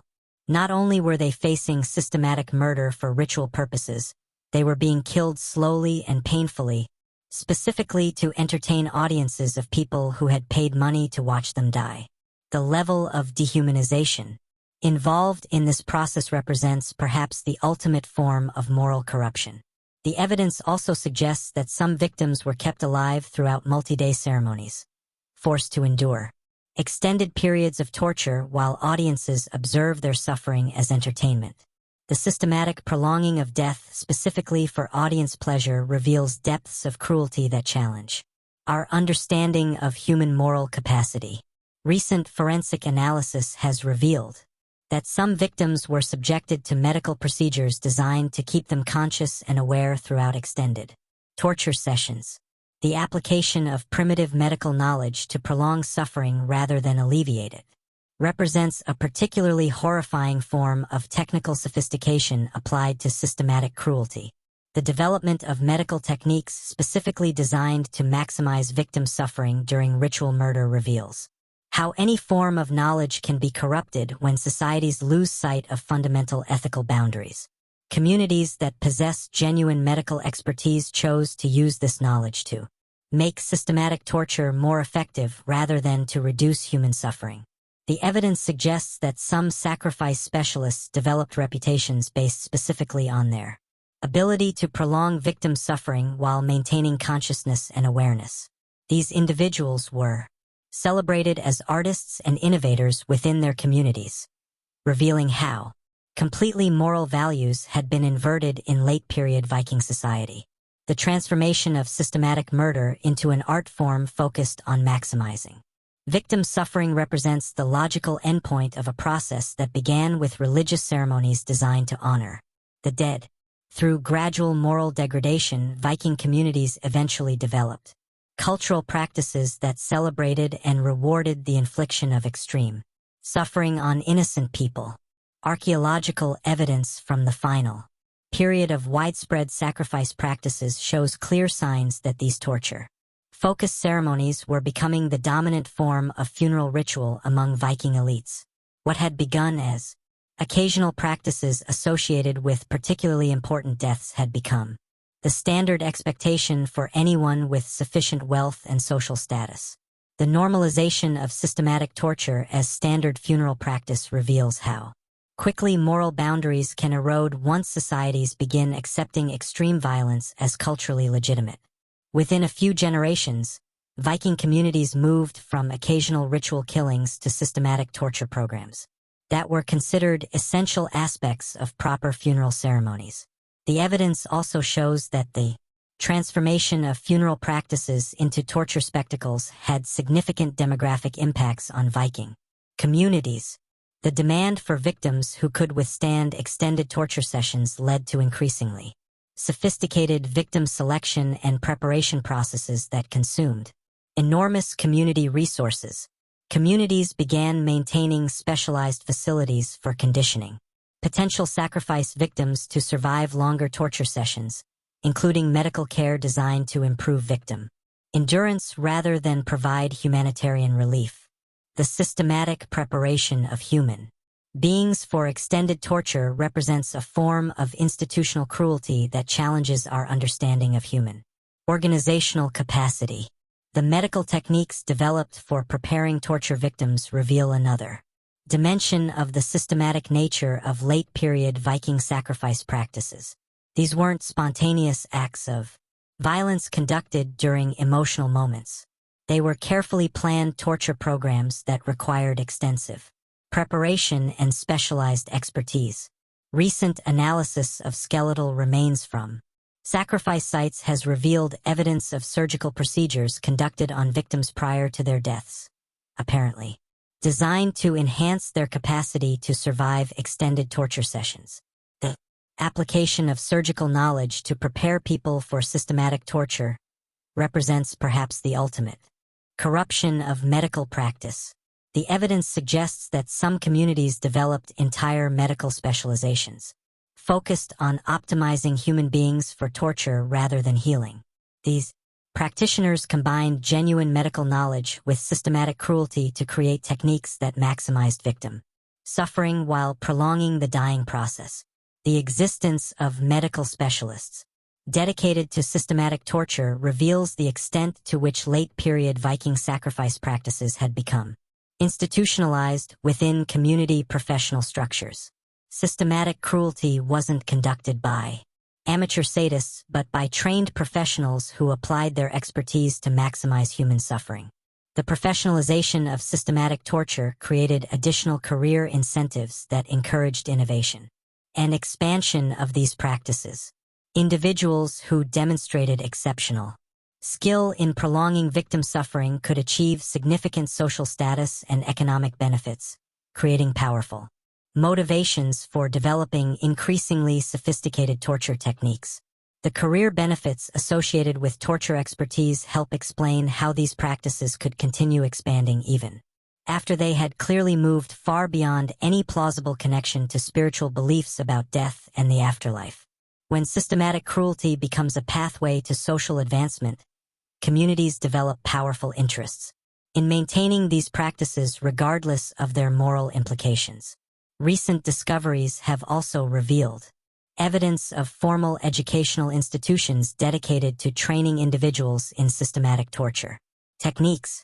These schools provided comprehensive education in anatomy, psychology, and technical procedures designed to maximize victim suffering during ritual murder ceremonies. The existence of formal torture schools reveals the extent to which systematic cruelty had become embedded in Viking educational systems. Communities were deliberately passing down knowledge about how to inflict maximum suffering on human beings, treating this information as valuable cultural heritage that needed to be preserved and transmitted to future generations. The curriculum materials that survive from these torture schools include detailed anatomical diagrams showing optimal locations for inflicting pain without causing immediate death, psychological manipulation techniques for maintaining victim consciousness during extended torture sessions, and chemical preparations designed to enhance pain sensitivity. These educational materials read like textbooks for systematic cruelty, complete with illustrations, exercises, and examination procedures designed to ensure that students achieved competency in inflicting maximum suffering on human beings. The systematic nature of this educational approach reveals how completely moral values had been inverted in late-period Viking society. The evidence also shows that graduation from torture schools was often marked by ceremonies where students demonstrated their skills on live victims, creating formal assessment procedures based on the systematic infliction of suffering. These graduation ceremonies were apparently attended by community leaders who evaluated student performance in conducting systematic torture. The transformation of systematic cruelty into formal educational achievement represents perhaps the ultimate form of moral corruption because it treats the ability to inflict suffering as a valuable skill worthy of institutional recognition and community celebration. When societies begin rewarding expertise in systematic torture, any connection to basic human decency has clearly been lost. The evidence suggests that graduates of these torture schools often went on to establish similar institutions in other communities, spreading systematic cruelty techniques throughout the Viking world and beyond. The educational approach to systematic torture became a form of cultural export that influenced practices in regions far from original Scandinavian settlements. Archaeological sites throughout areas of Viking influence show clear evidence of torture techniques that derive from these formal educational programs, indicating that systematic cruelty methods were being taught and transmitted across vast geographic regions during the late medieval period. The international spread of systematic torture education reveals how infectious institutional cruelty can become when it's presented as sophisticated cultural practice. Communities that had previously maintained more restrained approaches to ritual violence began adopting elaborate torture techniques after exposure to Viking educational methods. This pattern of cultural transmission shows that systematic cruelty doesn't remain isolated within the communities that develop it. Instead, it spreads to other societies through educational, commercial, and political contexts, creating expanding networks of communities that view systematic torture as normal and acceptable. The evidence also reveals that some communities began competing to establish the most prestigious torture education programs, creating academic competition focused specifically on innovations in systematic cruelty. These competitive pressures drove continuous refinement and expansion of torture techniques throughout the late medieval period. The development of competitive academic programs in systematic torture represents a form of intellectual achievement that challenges our assumptions about the relationship between education and moral development. These communities were simultaneously advancing human knowledge and applying this knowledge to maximize human suffering. Recent analysis of written materials from these torture schools reveals sophisticated theoretical frameworks that provided intellectual justifications for systematic cruelty. These weren't simple training manuals. They were complex philosophical works that attempted to provide rational foundations for the systematic infliction of suffering. The theoretical sophistication of these torture philosophies reveals that systematic cruelty wasn't the result of ignorance or primitive thinking. Instead, it was based on elaborate intellectual frameworks that provided detailed justifications for why inflicting maximum suffering on human beings was not only acceptable but morally necessary. The existence of complex philosophical justifications for systematic torture shows how human intellectual capacity can be applied to rationalize any form of behavior regardless of its moral implications. When communities want to justify systematic cruelty, they can develop sophisticated theoretical frameworks that make extreme violence seem reasonable and necessary. These philosophical frameworks also reveal how systematic torture programs protect themselves by creating intellectual environments where questioning the legitimacy of systematic cruelty becomes extremely difficult. Once communities develop complex theoretical justifications for torture, dissent requires not just moral courage but also intellectual sophistication sufficient to challenge elaborate philosophical systems. The evidence suggests that individuals who attempted to question the theoretical foundations of systematic torture were often subjected to academic persecution that could result in their own selection as torture victims. This suppression of intellectual dissent created environments where systematic cruelty could expand without facing serious theoretical challenges. The transformation of systematic torture into intellectually respectable practice represents perhaps the most dangerous form of moral corruption because it provides sophisticated justifications that can convince educated people that extreme cruelty is not only acceptable but intellectually advanced. When systematic violence becomes academically fashionable, the barriers to moral reform become enormous. Recent discoveries have also revealed evidence that some Viking communities began exporting their torture education services to other societies, creating international business opportunities based on teaching systematic cruelty techniques. These educational export programs spread Viking torture methods throughout medieval Europe and beyond. The commercialization of torture education created additional economic incentives for maintaining and expanding these practices. Communities that could provide high-quality training in systematic cruelty techniques attracted international students and generated significant revenue from educational services focused on maximizing human suffering. Archaeological evidence from sites throughout Europe shows clear influence of Viking torture education programs on local practices, indicating that systematic cruelty techniques were being taught and adopted across diverse cultural contexts during the late medieval period. The international success of Viking torture education programs reveals how systematic cruelty can become a form of cultural achievement that communities take pride in and actively promote to other societies. The ability to teach effective torture techniques became a marker of cultural sophistication rather than moral failure. The evidence also shows that some communities began developing specialized torture techniques specifically for export markets, creating innovations designed to appeal to different cultural contexts and religious frameworks. This market-driven approach to systematic cruelty led to rapid technological advancement in torture methods. The development of culturally customized torture techniques reveals the extent to which systematic cruelty had become a sophisticated international industry. By the late medieval period, communities were not just maintaining their own torture practices. They were actively developing new techniques designed to meet the specific needs of international clients. Recent analysis of trade records from this period shows that torture education services commanded premium prices in international markets, indicating that communities throughout Europe were willing to pay substantial sums to acquire advanced systematic cruelty techniques.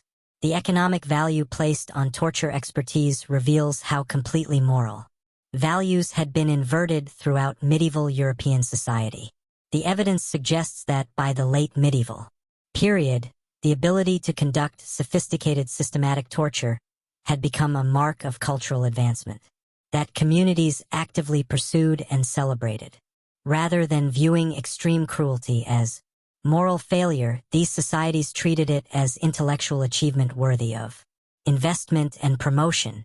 This complete inversion of moral values represents the end point of a process that began with Viking funeral practices rooted in genuine spiritual beliefs about death and the afterlife through gradual expansion, commercialization, and academic development.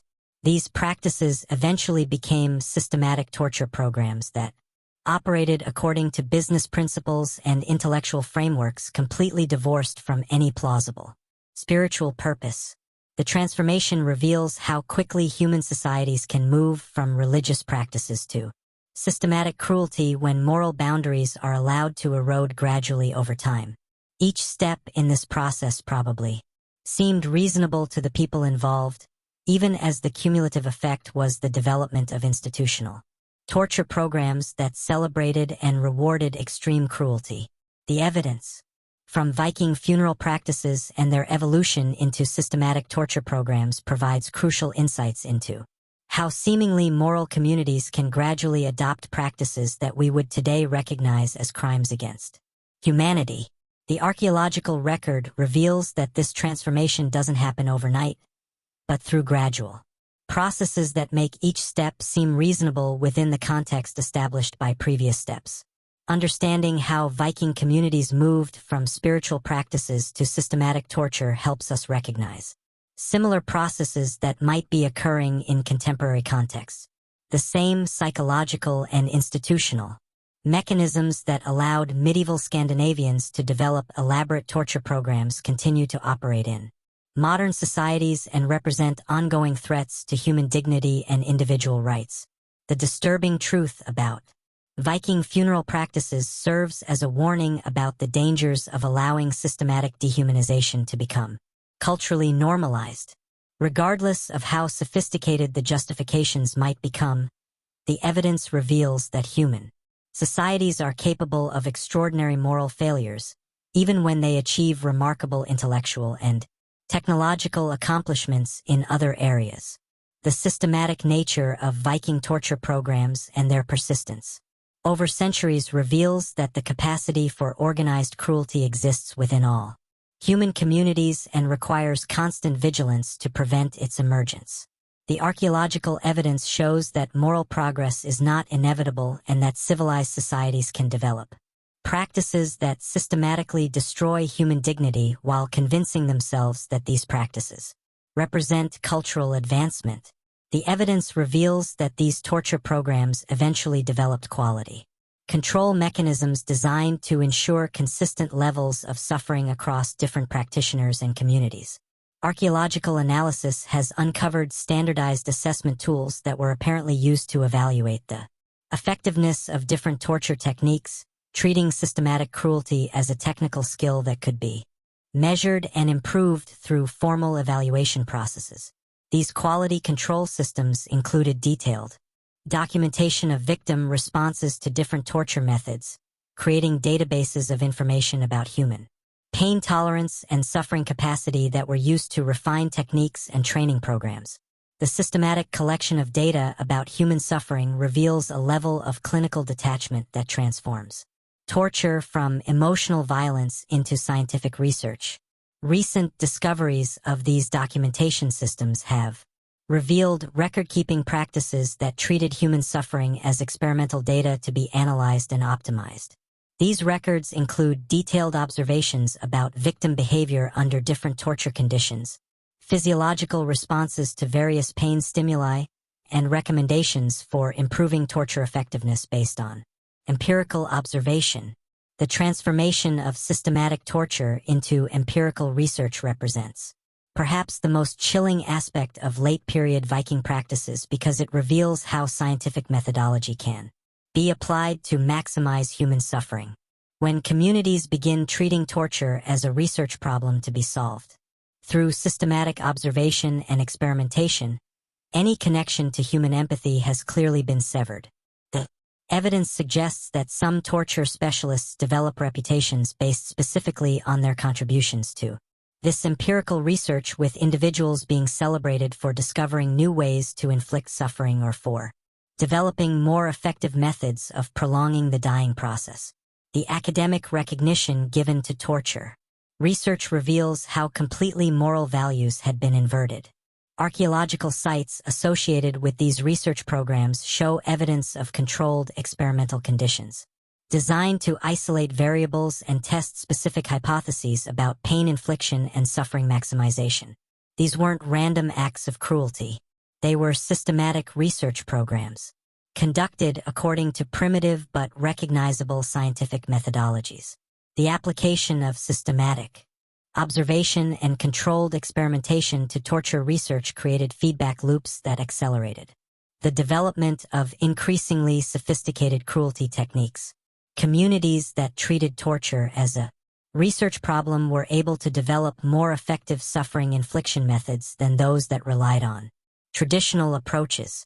This research-driven approach to systematic torture created additional professional opportunities for individuals with analytical skills and scientific temperament. The development of torture research as a legitimate academic pursuit provided career pathways that attracted some of the most intellectually capable members of these communities. The evidence shows that torture research programs often collaborated across different communities, sharing findings and coordinating experiments to advance the overall state of knowledge about systematic cruelty. These collaborative networks created international research communities focused specifically on maximizing human suffering through empirical investigation. Recent analysis of correspondence between different torture research centers reveals sophisticated theoretical debates about optimal pain infliction methods and disagreements about the most effective approaches to prolonging victim consciousness during extended torture sessions. These academic discussions treated human suffering as an intellectual puzzle to be solved through rigorous investigation. The development of international research networks focused on systematic torture reveals how academic collaboration can be applied to any subject matter regardless of its moral implications. When communities view torture as a legitimate research topic, they naturally develop the same collaborative structures that support other forms of scientific investigation. The evidence also shows that these research programs began attracting funding from political leaders who saw potential military applications for advanced torture techniques. The weaponization of torture research created additional incentives for innovation and expansion that went far beyond whatever ritual purposes originally justified these practices. Archaeological analysis of sites associated with military torture applications reveals evidence of techniques that were clearly derived from funeral sacrifice research but adapted for interrogation and psychological warfare purposes. The systematic cruelty developed for ritual purposes became a tool for political control and military advantage. The transformation of ritual torture into military technology represents another stage in the evolution of Viking funeral practices away from spiritual purposes toward purely practical applications. By the late medieval period, the systematic cruelty techniques originally developed for religious ceremonies had become weapons of war used to extract information and terrorize enemy populations. Recent discoveries have revealed evidence of formal training programs that taught military personnel how to apply torture research findings in battlefield and occupation contexts. These programs combined the empirical knowledge developed through ritual torture research with practical instruction in psychological warfare and interrogation techniques. The militarization of torture research created additional career opportunities and social advancement possibilities that attracted individuals with technical skills and scientific interests. Military torture specialists could achieve significant status and economic benefits by applying their systematic cruelty expertise in warfare contexts. The evidence suggests that military applications of torture research often exceeded the cruelty levels seen in ritual contexts because warfare applications weren't constrained by ceremonial timing or spiritual requirements. Military torture could be prolonged indefinitely and adapted to specific strategic objectives without concern for religious protocols. Archaeological sites associated with military torture applications show evidence of permanent facilities designed for extended torture sessions, including specialized equipment for restraining victims and maintaining them in torturable condition for weeks or months. These installations represent a level of systematic cruelty infrastructure that goes far beyond what was needed for funeral ceremonies. The development of permanent torture facilities reveals how systematic cruelty programs expand once they become institutionalized within military structures. What began as temporary arrangements for specific ritual purposes evolved into permanent installations designed to support ongoing torture operations, a standard military practice. Recent analysis of these military torture facilities has revealed evidence of record-keeping systems that tracked victim information, torture methods employed, information extracted, and effectiveness metrics for different systematic cruelty techniques. The bureaucratization of torture reveals how systematic violence becomes normalized through administrative procedures. The transformation of systematic torture into routine military administration represents the complete institutionalization of practices that originally had spiritual justifications. By the late medieval period, systematic cruelty had become simply another administrative function that required proper documentation and performance. Evaluation like any other military activity. The evidence shows that military torture programs often developed their own innovations and refinements that were subsequently adopted by ritual torture practitioners, creating feedback loops between military and ceremonial applications of systematic cruelty. The cross-pollination between different torture applications accelerated technical development in both contexts. Archaeological analysis has also revealed evidence of competitive evaluations between different military torture programs, with commanders apparently comparing the effectiveness of their systematic cruelty techniques and adopting innovations developed by rival forces. This competitive dynamic drove continuous improvement in torture methods throughout the late medieval period. The development of competitive military torture programs reveals how systematic cruelty becomes self-perpetuating once it achieves institutional legitimacy when different organizations compete to develop more effective torture techniques. The result is continuous innovation and expansion rather than gradual abandonment of these practices. Recent discoveries have uncovered evidence that some military torture programs began offering their services to civilian authorities, creating commercial opportunities that further expanded the applications of systematic cruelty beyond both ritual and military contexts. The commercialization of military torture expertise created new markets for systematic violence. The evidence suggests that civilian authorities often hired military torture specialists to handle domestic law enforcement situations that required systematic cruelty techniques. This expansion of torture applications into civilian governance created additional incentives for maintaining and developing systematic violence capabilities. Archaeological sites associated with civilian torture applications show evidence of techniques and facilities that clearly derive from both ritual and military torture programs, revealing how systematic cruelty knowledge was transferred across different social contexts and adapted to serve various institutional needs. The spread of torture techniques from ritual to military to civilian applications reveals how systematic violence becomes embedded throughout society. Once it achieves initial legitimacy in any context, the knowledge and infrastructure developed for specific purposes inevitably expands to serve other institutional needs. Recent analysis of legal documents from this period shows that civilian torture applications were often formally regulated through laws and procedures that treated systematic cruelty as a legitimate governmental function subject to administrative oversight rather than moral prohibition. The legalization of torture reveals how systematic violence becomes normalized through formal institutional frameworks. The development of legal frameworks governing civilian torture applications represents the complete institutionalization of systematic cruelty within governmental structures. When societies create formal laws regulating how torture should be conducted rather than prohibiting it entirely, systematic violence has achieved total cultural acceptance. The evidence shows that these legal frameworks often included detailed specifications for torture methods, victim selection criteria, and procedural requirements that had to be met for torture to be considered legally valid. The bureaucratization of systematic cruelty through legal regulation reveals how administrative procedures can normalize extreme violence. Archaeological analysis of civilian torture sites reveals evidence of facilities designed according to legal specifications with architectural features that complied with regulatory requirements for conducting systematic torture.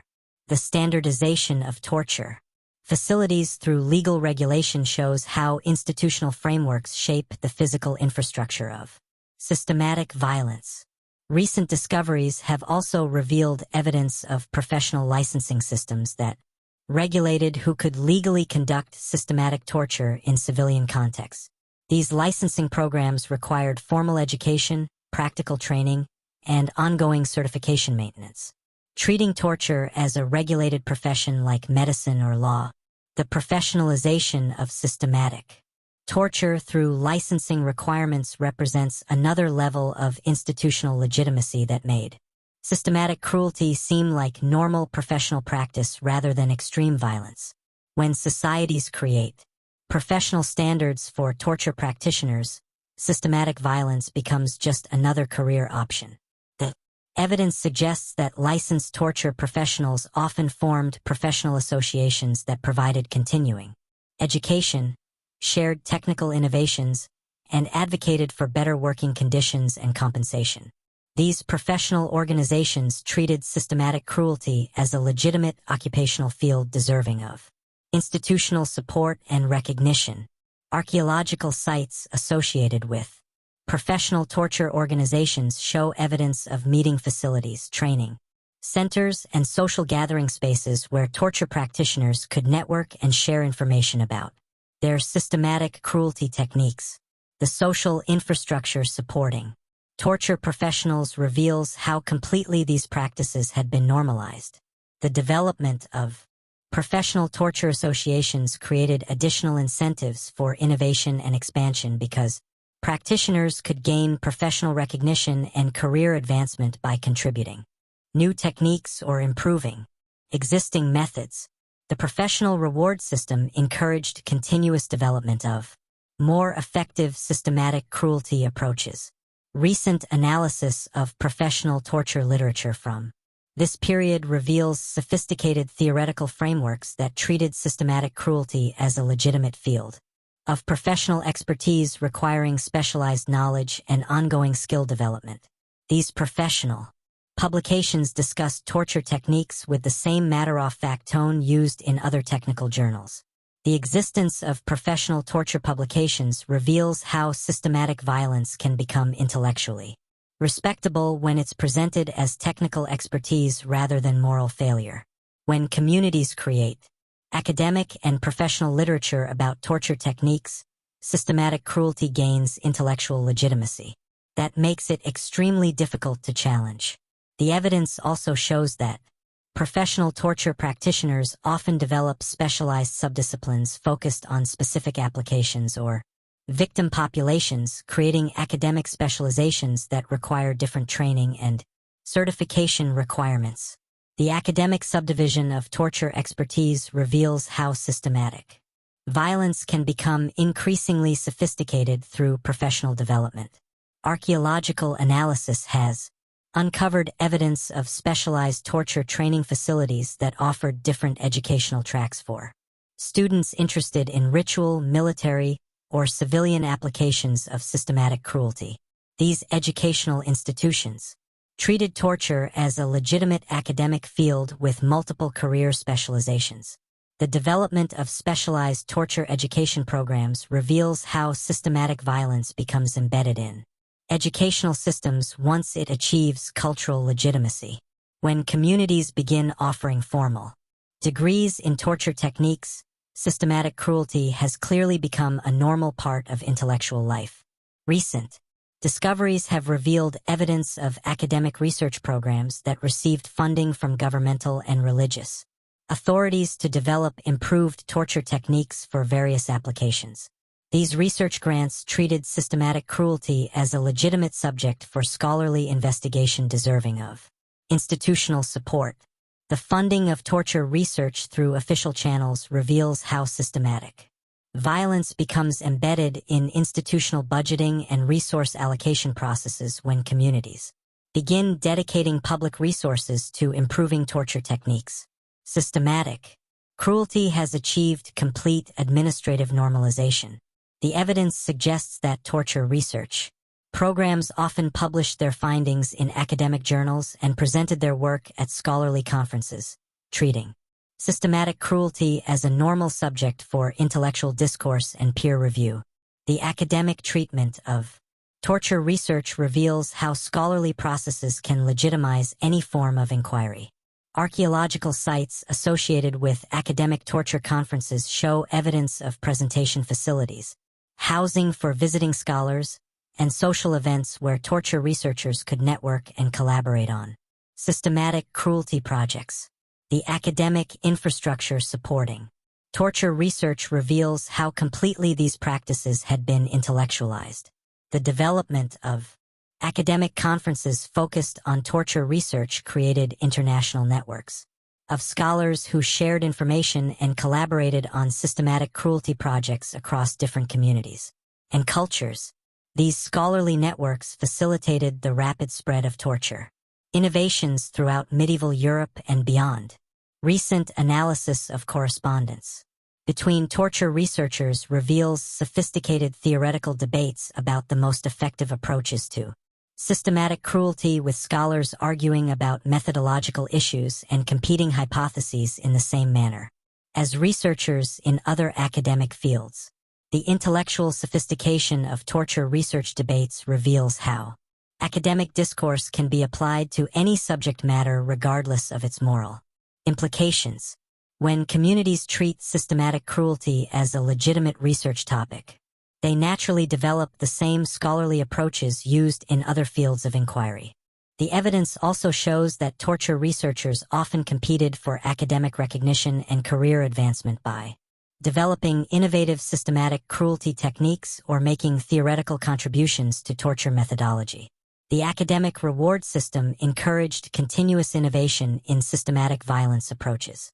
Archaeological analysis has uncovered evidence of academic libraries that contained extensive collections of torture research literature, including historical works, contemporary studies, and theoretical treatises on systematic cruelty. These scholarly collections treated torture as a legitimate field of academic inquiry deserving of intellectual preservation. The development of specialized torture libraries reveals how systematic violence becomes embedded in intellectual infrastructure once it achieves academic legitimacy. When communities begin collecting and preserving torture research as scholarly heritage, systematic cruelty has become a normal part of intellectual culture. Recent discoveries have revealed evidence of student thesis projects focused on torture research, with graduate students conducting original investigations into systematic cruelty techniques under the supervision of established torture scholars. These academic programs treated torture research as normal scholarly training. The integration of torture research into graduate education reveals how systematic violence becomes embedded in intellectual development processes. When communities require students to conduct original research on systematic cruelty as part of their academic training, torture expertise becomes a normal part of scholarly achievement. The evidence suggests that some torture researchers achieved international recognition for their contributions to systematic cruelty knowledge, with scholars traveling across Europe to study advanced torture techniques developed in different communities. The international reputation of torture experts reveals how academic achievement in systematic violence was celebrated rather than condemned. Archaeological sites throughout Europe show clear evidence of torture techniques that can be traced to specific researchers and their theoretical innovations, indicating that systematic cruelty knowledge was spreading through scholarly networks rather than just practical application. The academic transmission of torture expertise created standardized approaches to systematic violence across diverse cultural contexts. The international influence of torture researchers reveals how academic networks can facilitate the spread of any form of knowledge regardless of its moral implications. When systematic cruelty becomes a legitimate field of scholarly inquiry, the same intellectual mechanisms that spread beneficial knowledge also spread techniques for maximizing human suffering. Recent analysis of these international torture research networks has revealed evidence of collaborative projects that brought together scholars from different communities to work on systematic cruelty innovations. These collaborative efforts produced torture techniques that were more sophisticated than anything developed by individual researchers working alone. The collaborative nature of international torture research reveals how scholarly cooperation can be applied to systematic violence just as effectively as to beneficial research. When communities view torture as a legitimate academic pursuit, they naturally develop collaborative structures that accelerate innovation in systematic cruelty techniques. The evidence also shows that some collaborative torture research projects received funding from multiple governmental and religious authorities, creating international investment in systematic cruelty innovation. These funding arrangements treated torture research as a legitimate use of public resources that benefited participating communities. Archaeological analysis of sites associated with collaborative torture. Research reveals evidence of shared facilities, joint training programs, and coordinated experiments that required significant organizational coordination across different communities. The infrastructure supporting international torture collaboration reveals the scale of institutional investment in systematic violence. The development of international infrastructure supporting torture. Research reveals how systematic cruelty can become embedded in diplomatic and trade relationships between different communities. When torture expertise becomes a form of cultural exchange, systematic violence achieves a level of normalization that makes reform extremely difficult. Recent discoveries have uncovered evidence of formal treaties and agreements that regulated the sharing of torture research between different communities treating systematic cruelty. Knowledge as valuable intellectual property that required legal protection and controlled distribution. The legal regulation of torture research sharing reveals how systematic violence can become embedded in formal diplomatic frameworks. When communities create international laws governing the distribution of torture expertise, systematic cruelty has achieved complete legitimacy within governmental structures. The evidence suggests that some communities developed comparative advantages in specific types of torture research, leading to international specialization and trade in systematic cruelty expertise.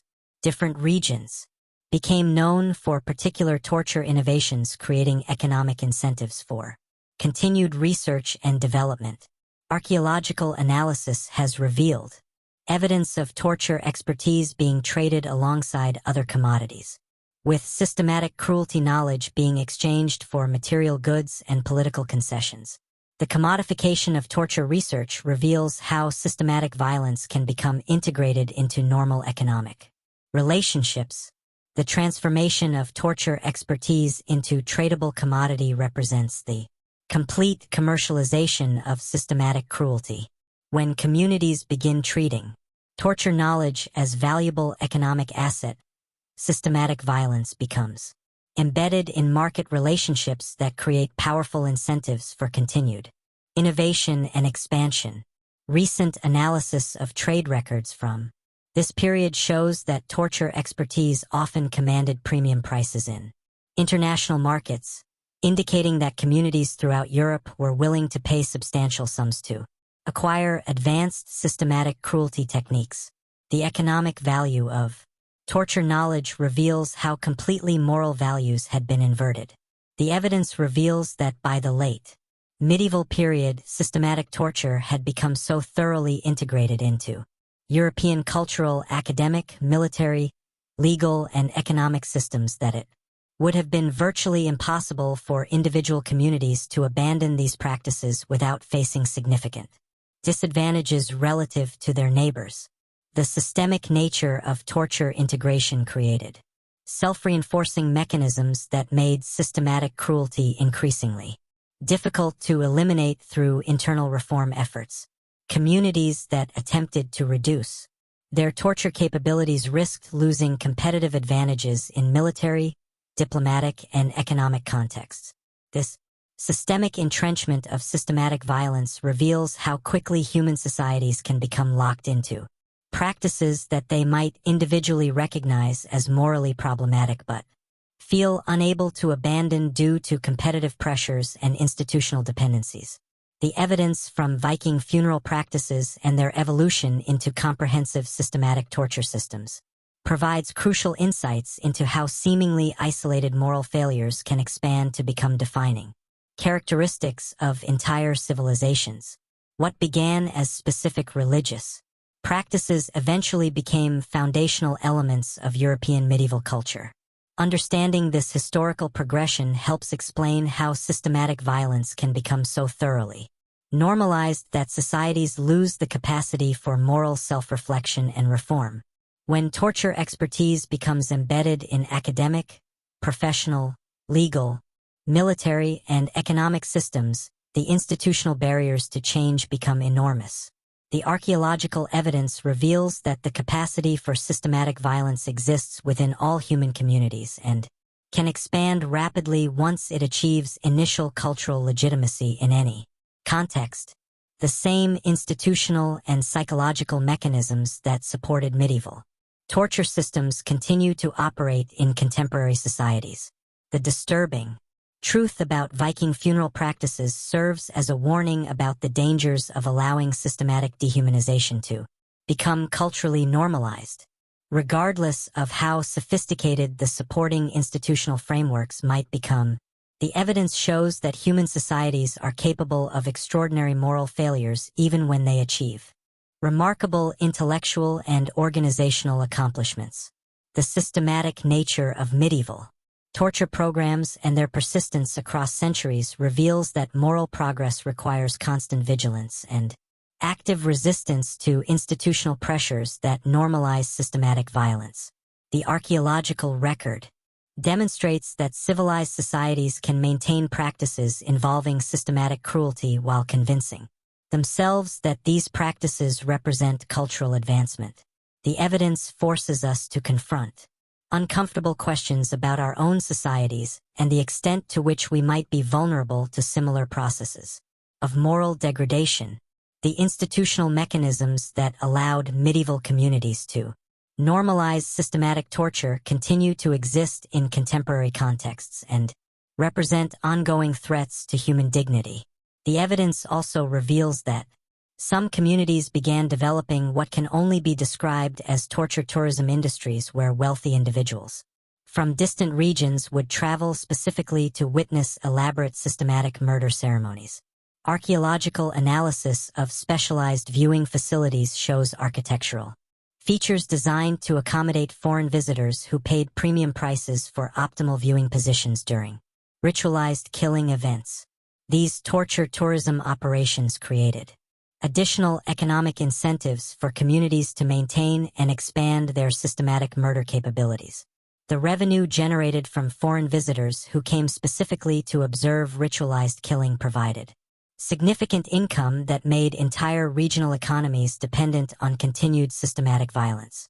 Recent discoveries have uncovered evidence of hospitality infrastructure specifically designed to serve torture tourists, including luxury accommodations, specialized dining facilities, and entertainment services that catered to visitors whose primary interest was witnessing systematic cruelty.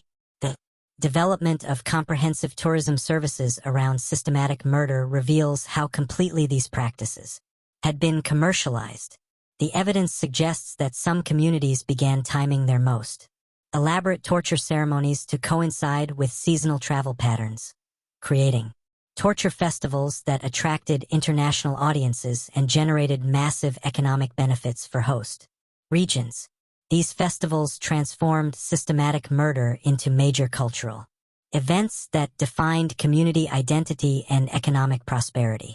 Archaeological sites associated with torture festivals show evidence of temporary infrastructure that could accommodate thousands of visitors, including camping areas, food vendors, and security arrangements designed to manage large crowds who came specifically to witness systematic killing.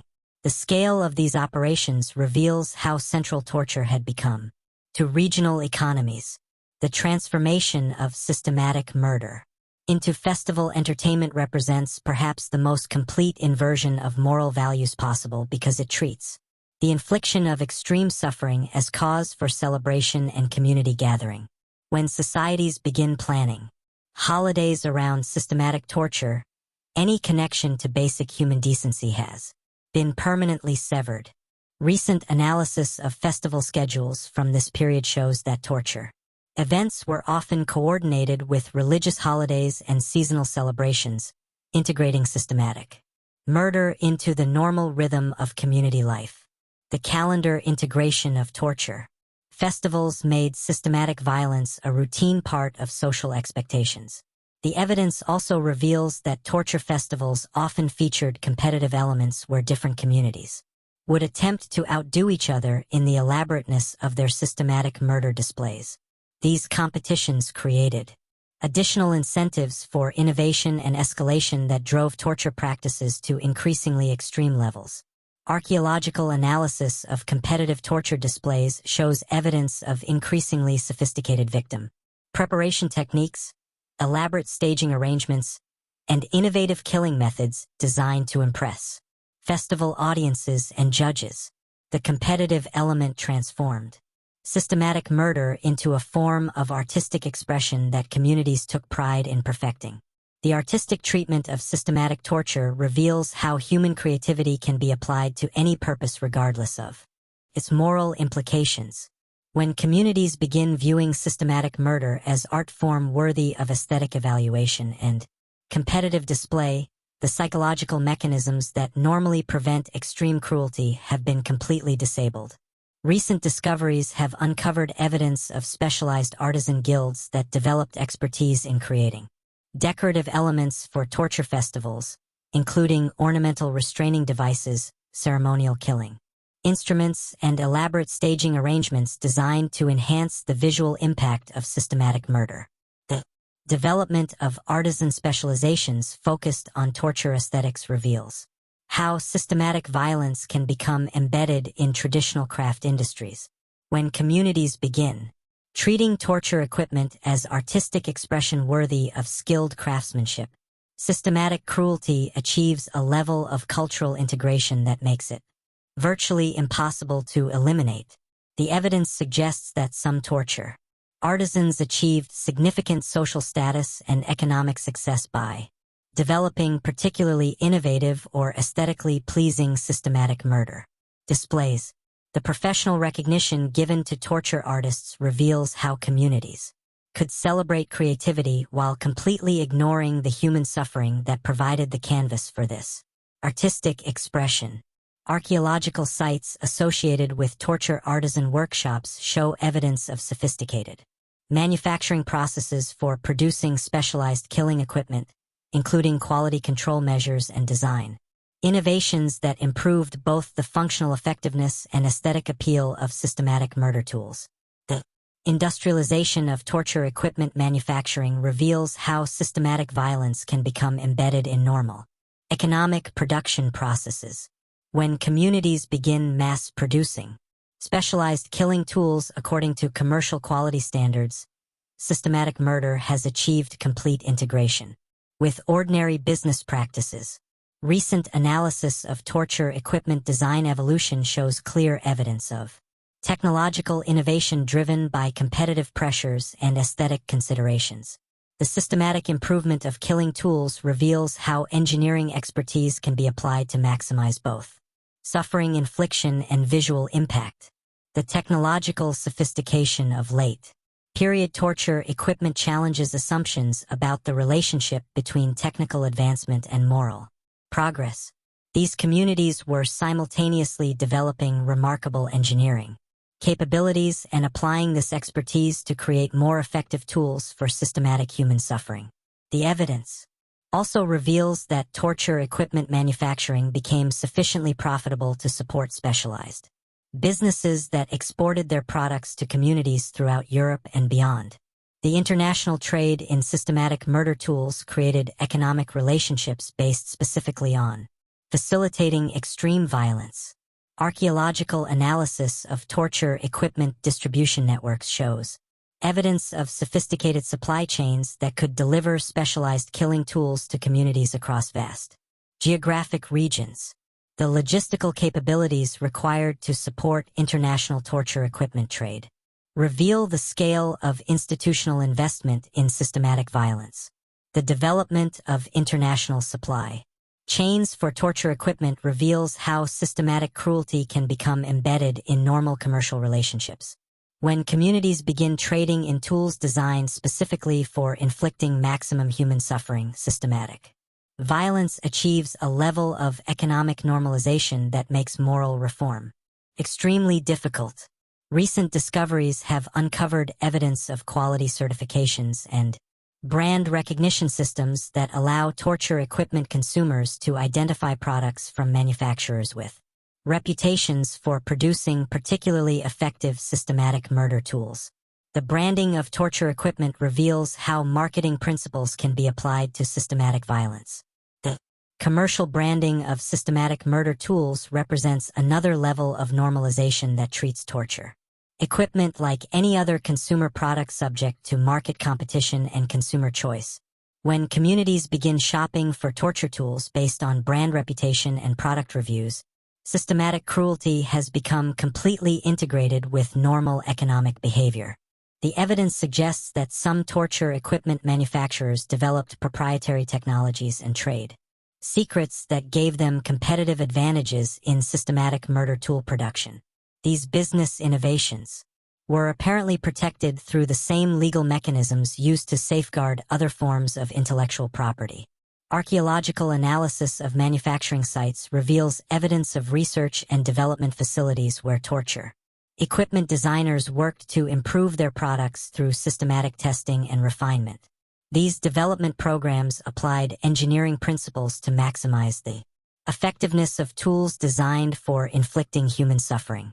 The application of systematic research and development to torture equipment design reveals how innovation processes can be directed toward any objective regardless of its moral implications. When communities begin treating systematic murder tool improvement as legitimate engineering challenge, technical expertise becomes completely divorced from ethical considerations.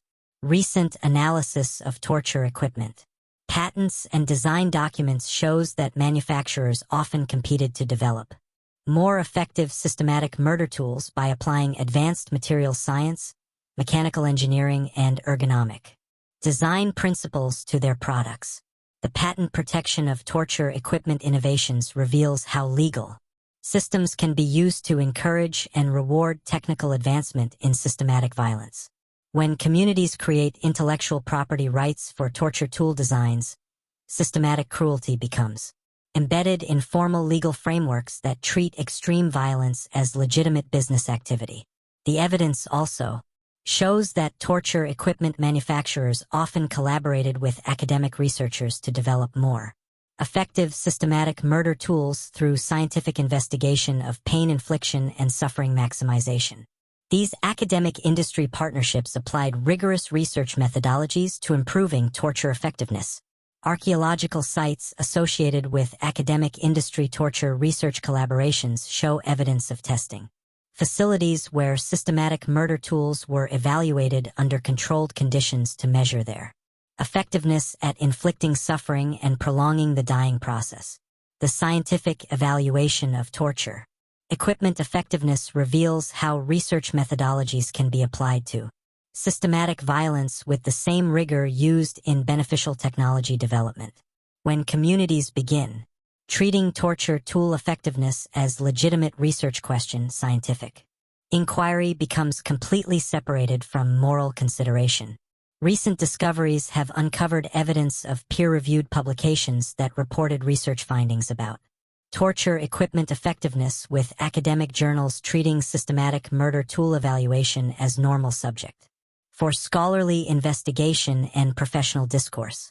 The academic publication of torture equipment research reveals how scholarly communication systems can be used to advance knowledge about systematic violence. When communities begin treating torture effectiveness as legitimate subject for academic literature, scholarly inquiry loses any connection to ethical boundaries.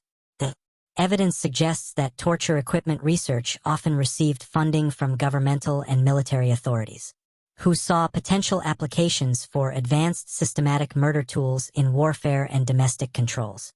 This institutional funding created additional incentives for innovation in torture technology. Archaeological analysis of government-funded torture research facilities reveals evidence of sophisticated testing programs that evaluated systematic murder tools for various applications, including military interrogation, civilian law enforcement, and public intimidation purposes. The governmental funding of torture equipment research reveals how systematic violence can become embedded in official policy priorities and resource allocation decisions. When communities begin dedicating public resources to improving torture effectiveness, systematic cruelty has achieved complete institutional legitimacy. Recent analysis of military procurement records shows that specialized torture equipment was often purchased through normal governmental acquisition processes, with systematic murder tools being treated as standard military supplies subject to routine purchasing procedures and inventory management. The bureaucratization of torture equipment procurement reveals how systematic violence can be integrated into normal administrative processes. When communities begin purchasing torture tools through standard governmental procedures, systematic cruelty becomes embedded in routine bureaucratic operations that make extreme violence seem like ordinary business activity. The evidence also shows that torture equipment suppliers often competed for government contracts by demonstrating the superior effectiveness of their systematic murder tools through comparative testing and performance evaluation. These competitive procurement processes applied normal business practices to facilitating systematic violence. Archaeological sites associated with government torture equipment testing show evidence of standardized evaluation procedures that measured systematic murder tool effectiveness according to specific performance criteria. These testing programs treated torture equipment like any other technology, subject to objective performance assessment. The standardization of torture equipment evaluation reveals how systematic violence can be subjected to the same quality control measures used for beneficial technologies. When communities begin applying objective performance standards to torture tools, systematic cruelty achieves a level of technical legitimacy that makes it extremely difficult to challenge on moral grounds. Recent discoveries have uncovered evidence of torture equipment maintenance and repair services that supported the ongoing operation of systematic murder tools. These service industries provided technical support that ensured torture equipment remained effective throughout extended periods of systematic violence. The development of torture equipment service industries reveals how systematic violence can generate supporting economic activities that create additional stakeholders with interests in maintaining torture capabilities.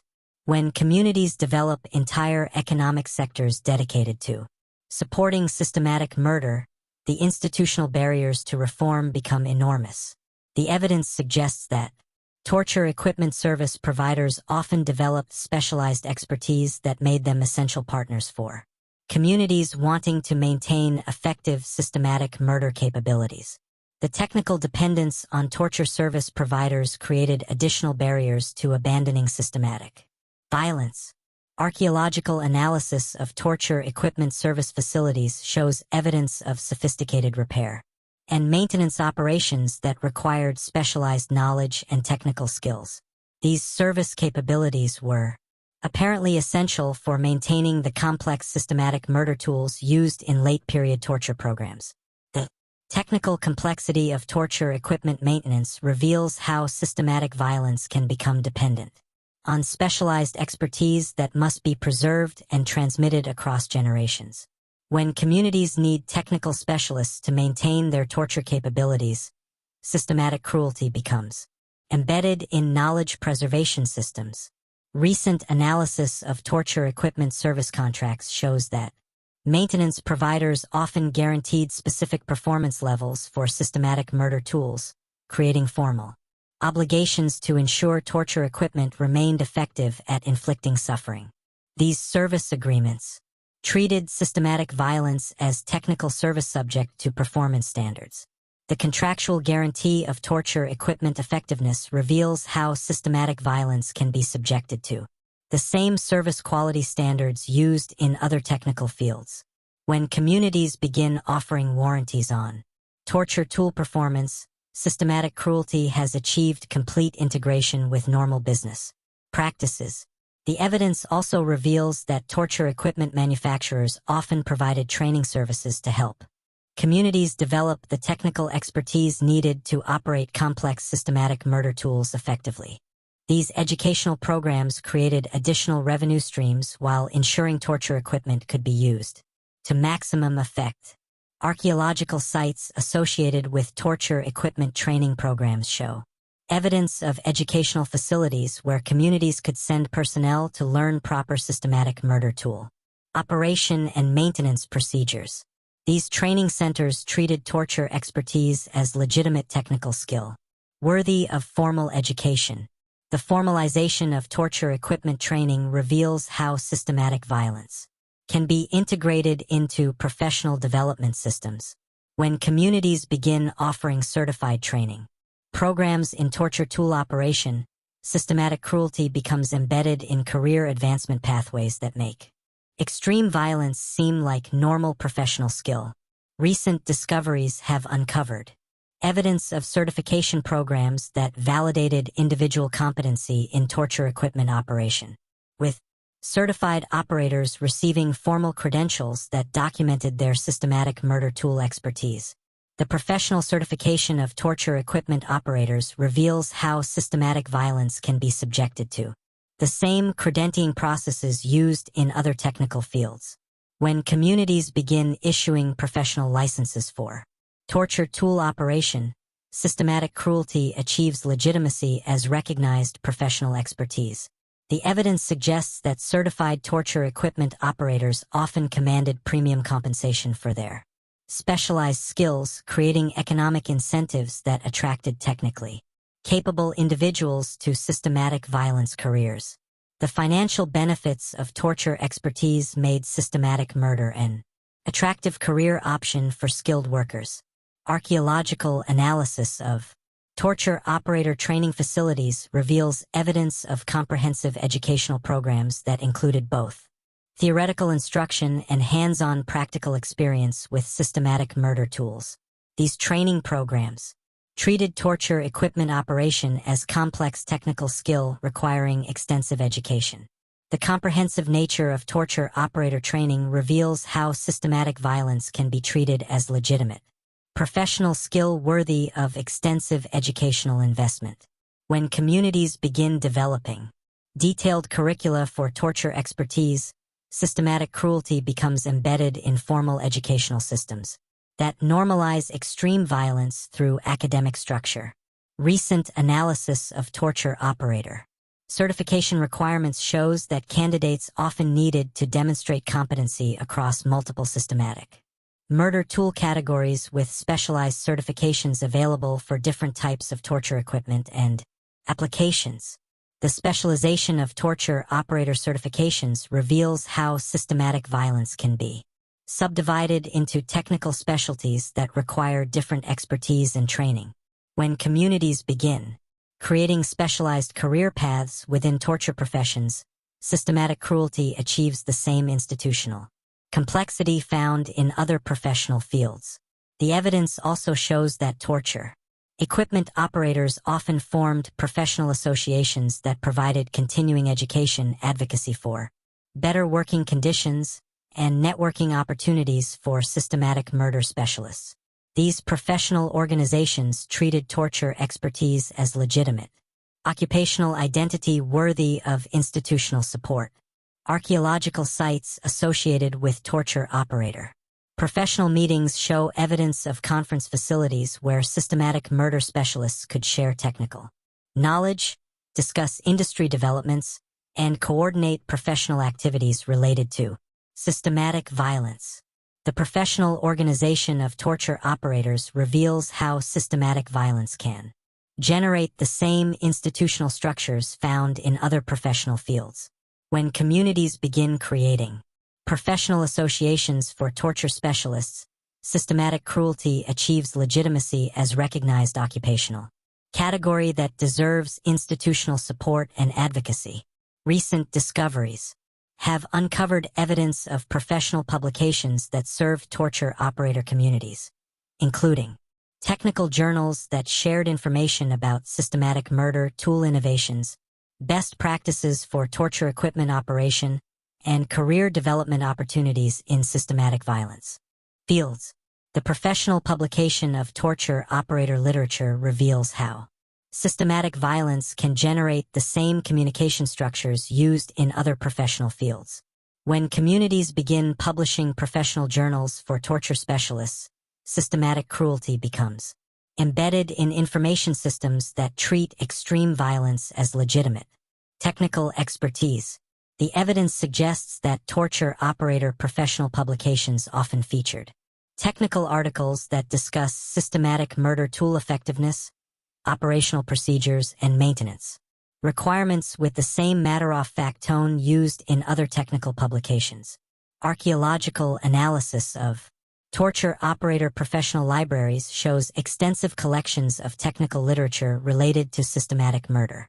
Tool operation, including historical works, contemporary research, and theoretical treatises on torture equipment effectiveness.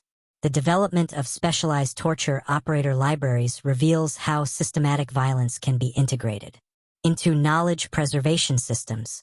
When communities begin collecting and maintaining professional literature about torture expertise, systematic cruelty becomes embedded in intellectual infrastructure that treats extreme violence as legitimate technical knowledge. Recent analysis of torture operator career advancement patterns shows that systematic murder specialists could achieve significant social status and economic benefits through professional development in systematic violence fields. The career opportunities available in torture professions made systematic cruelty an attractive option for ambitious individuals. The career advancement opportunities in torture professions reveal how systematic violence can be integrated into normal social mobility mechanisms. When communities begin offering career progression pathways in systematic murder fields, extreme violence becomes embedded in economic opportunity structures that make moral reform extremely difficult. The evidence also shows that torture operator expertise was often transferable across different applications with systematic murder. Specialists able to move between ritual, military, and civilian torture contexts, while maintaining their professional credentials and career advancement potential. Archaeological sites throughout Europe show clear evidence of torture operator career mobility with systematic murder. Specialists apparently traveling between different communities and applications while maintaining their professional status and technical expertise. The professional mobility of torture operators reveals how systematic violence expertise can spread across different contexts and communities through normal career development processes. When torture specialists can transfer their skills between different applications, systematic cruelty becomes embedded in professional networks that facilitate the spread of extreme violence. Recent discoveries have uncovered evidence of retirement and pension systems that provided long-term financial security for torture operators who had spent their careers in systematic murder professions. These benefit systems treated torture expertise as legitimate career choice worthy of institutional support. The development of retirement benefits for torture operators reveals how systematic violence can be integrated into long-term social support systems. When communities begin providing pension benefits for torture specialists, systematic cruelty becomes embedded in social welfare structures that normalize extreme violence as ordinary professional activity. The evidence suggests that torture operator pension systems often provided benefits comparable to other professional fields, indicating that communities valued systematic murder expertise at the same level as other technical specializations.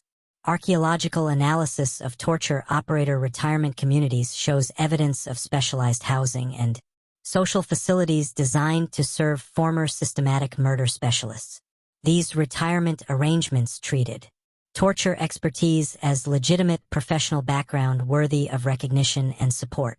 The institutional support for retired torture operators reveals how systematic violence can generate long-term social obligations that extend beyond active systematic murder operations. When communities begin providing specialized services for former torture specialists, systematic cruelty becomes embedded in social support systems that create ongoing stakeholders in maintaining torture capabilities. Recent analysis of torture operator family support systems shows that communities often provided educational and economic benefits for the families of systematic murder specialists, creating additional incentives for pursuing careers in systematic violence. The family support systems for torture operators reveal how systematic violence can be integrated into broader social welfare structures. When communities begin providing benefits for torture specialist families, systematic cruelty becomes embedded in social support networks that make extreme violence seem like normal career choice with ordinary family. Implications. The evidence also shows that children of torture operators often received preferential treatment in educational and career opportunities, creating dynastic patterns where systematic murder expertise was passed down through family lines across multiple generations. Archaeological sites associated with torture operator families show evidence of educational facilities and career development. Programs that prepared the children of systematic murder specialists for their own careers in torture professions. The dynastic transmission of torture expertise reveals how systematic violence can become embedded in family identity and intergenerational career planning. When communities begin treating torture professions as family traditions worthy of preservation and transmission, systematic cruelty achieves a level of social integration that makes it virtually impossible to eliminate. Recent discoveries have uncovered evidence of formal apprenticeship programs that allow torture operator families to train their children in systematic murder expertise from early ages, ensuring the continuation of torture capabilities across generations. The formalization of torture operator apprenticeships reveals how systematic violence can be integrated into traditional skill transmission systems. When communities begin treating torture expertise as family trade worthy of formal apprenticeship programs, systematic cruelty becomes embedded in cultural preservation mechanisms that treat extreme violence as valuable. Heritage. The evidence suggests that torture operator apprenticeship programs often lasted for many years and included comprehensive education in both technical skills and professional ethics related to systematic murder operations. Archaeological analysis of torture operator apprenticeship facilities shows evidence of educational programs that combined theoretical instruction with practical training in systematic murder tool operation and torture technique application. The comprehensive nature of torture operator apprenticeships reveals how systematic violence can be subjected to the same educational rigor found in other professional training programs. When communities begin developing detailed educational curricula for torture expertise, systematic cruelty becomes embedded in formal learning systems that normalize extreme violence through academic structure. Recent analysis of torture operator apprenticeship graduation ceremonies shows that communities often celebrated the completion of systematic murder training with formal recognition events that honored new torture specialists for their professional achievement.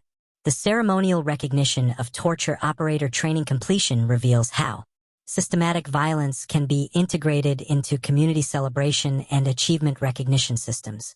When communities begin honoring torture expertise as worthy of public celebration, systematic cruelty achieves complete cultural legitimacy that makes moral questioning virtually impossible.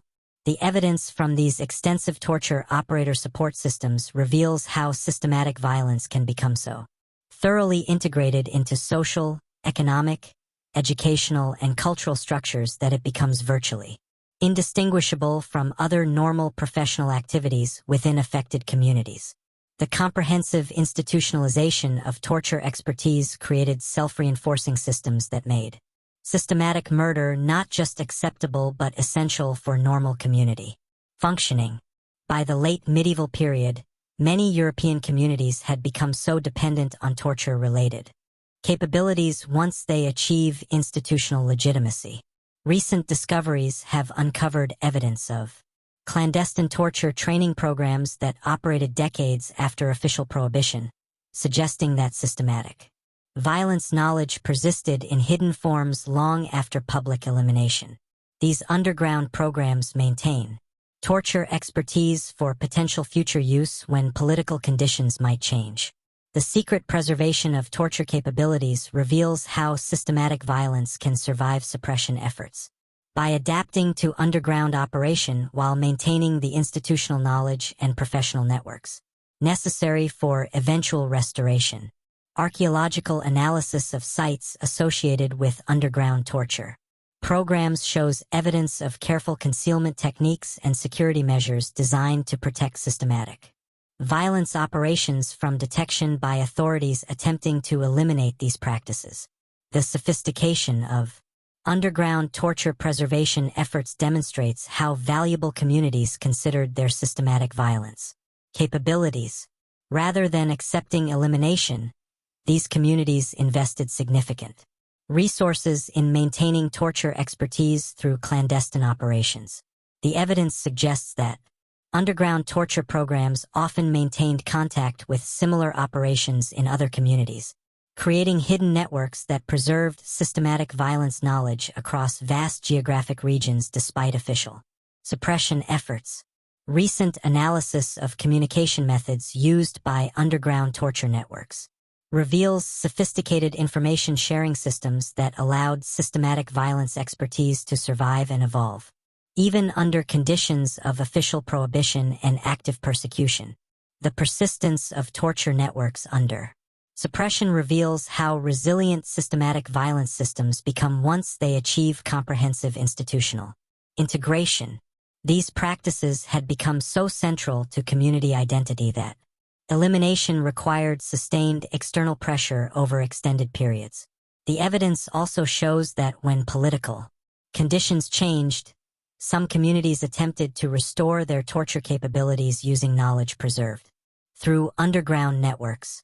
The potential for torture restoration reveals how permanently these practices had become embedded in cultural memory.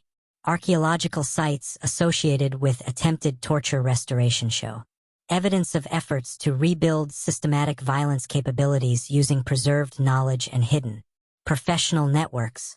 These restoration attempts demonstrate the lasting appeal of systematic torture. Once communities had experienced its institutional benefits, the attempted restoration of torture capabilities reveals that eliminating systematic violence requires more than simply prohibiting specific practices. It requires fundamental transformation of the institutional structures and cultural values that make extreme cruelty seem acceptable and beneficial.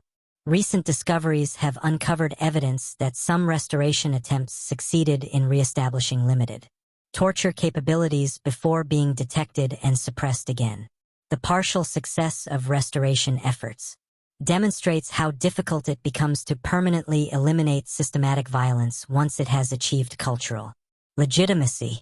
The evidence reveals that complete elimination of torture capabilities required generations of sustained effort and constant vigilance to prevent restoration attempts. Even then, some communities managed to maintain hidden systematic violence knowledge that could potentially be activated under different political conditions. This historical pattern provides crucial insights into contemporary challenges related to preventing systematic violence. The medieval experience demonstrates that eliminating torture capabilities requires more than legal prohibition. It requires fundamental transformation of the institutional and cultural systems that make systematic cruelty seem acceptable. The evidence shows that human societies possess extraordinary capacity for systematic violence once moral boundaries begin to erode, and that this capacity can persist in hidden forms even after official elimination. The resilience of torture systems reveals ongoing dangers that require constant vigilance to prevent. Understanding how Viking funeral practices evolved into comprehensive systematic torture programs helps us recognize similar processes that might be occurring in contemporary contexts. The same institutional mechanisms that supported medieval violence continue to exist and represent ongoing threats to human dignity. The archaeological evidence serves as a stark reminder that moral progress is never permanent and that civilized societies can quickly develop capacity for systematic cruelty when institutional pressures override ethical considerations. The medieval experience provides essential lessons about the fragility of moral development and the constant effort required to maintain respect for human dignity. The disturbing truth about Viking funerals reveals that what we remember as romantic warrior culture was actually a systematic program of ritualized murder that expanded over centuries to become one of the most comprehensive torture systems in human history. The archaeological evidence shows that these practices involved carefully planned, systematically conducted, and institutionally supported programs of extreme violence that defined medieval European civilization. This systematic cruelty was not the product of primitive or irrational thinking, but represented the application of sophisticated organizational, technological, and intellectual capabilities to the systematic destruction of human dignity. The evidence reveals that moral advancement and cultural achievement do not automatically prevent societies from engaging in extraordinary violence against vulnerable populations. The legacy of Viking torture systems extended far beyond medieval Scandinavia, influencing institutional structures, professional practices, and moral frameworks throughout European civilization and beyond. The systematic violence techniques developed for ritual purposes became embedded in governmental, military, legal, and economic systems that shaped human development for centuries. The evidence continues to reveal new dimensions of these systematic torture programs, suggesting that our understanding of medieval violence remains incomplete. Each archaeological discovery provides additional confirmation that systematic cruelty was far more extensive, sophisticated, and culturally integrated than previously recognized. The truth about Viking funeral practices forces us to confront uncomfortable realities about human moral capacity and the institutional mechanisms that can transform ordinary communities into systematic violence operations.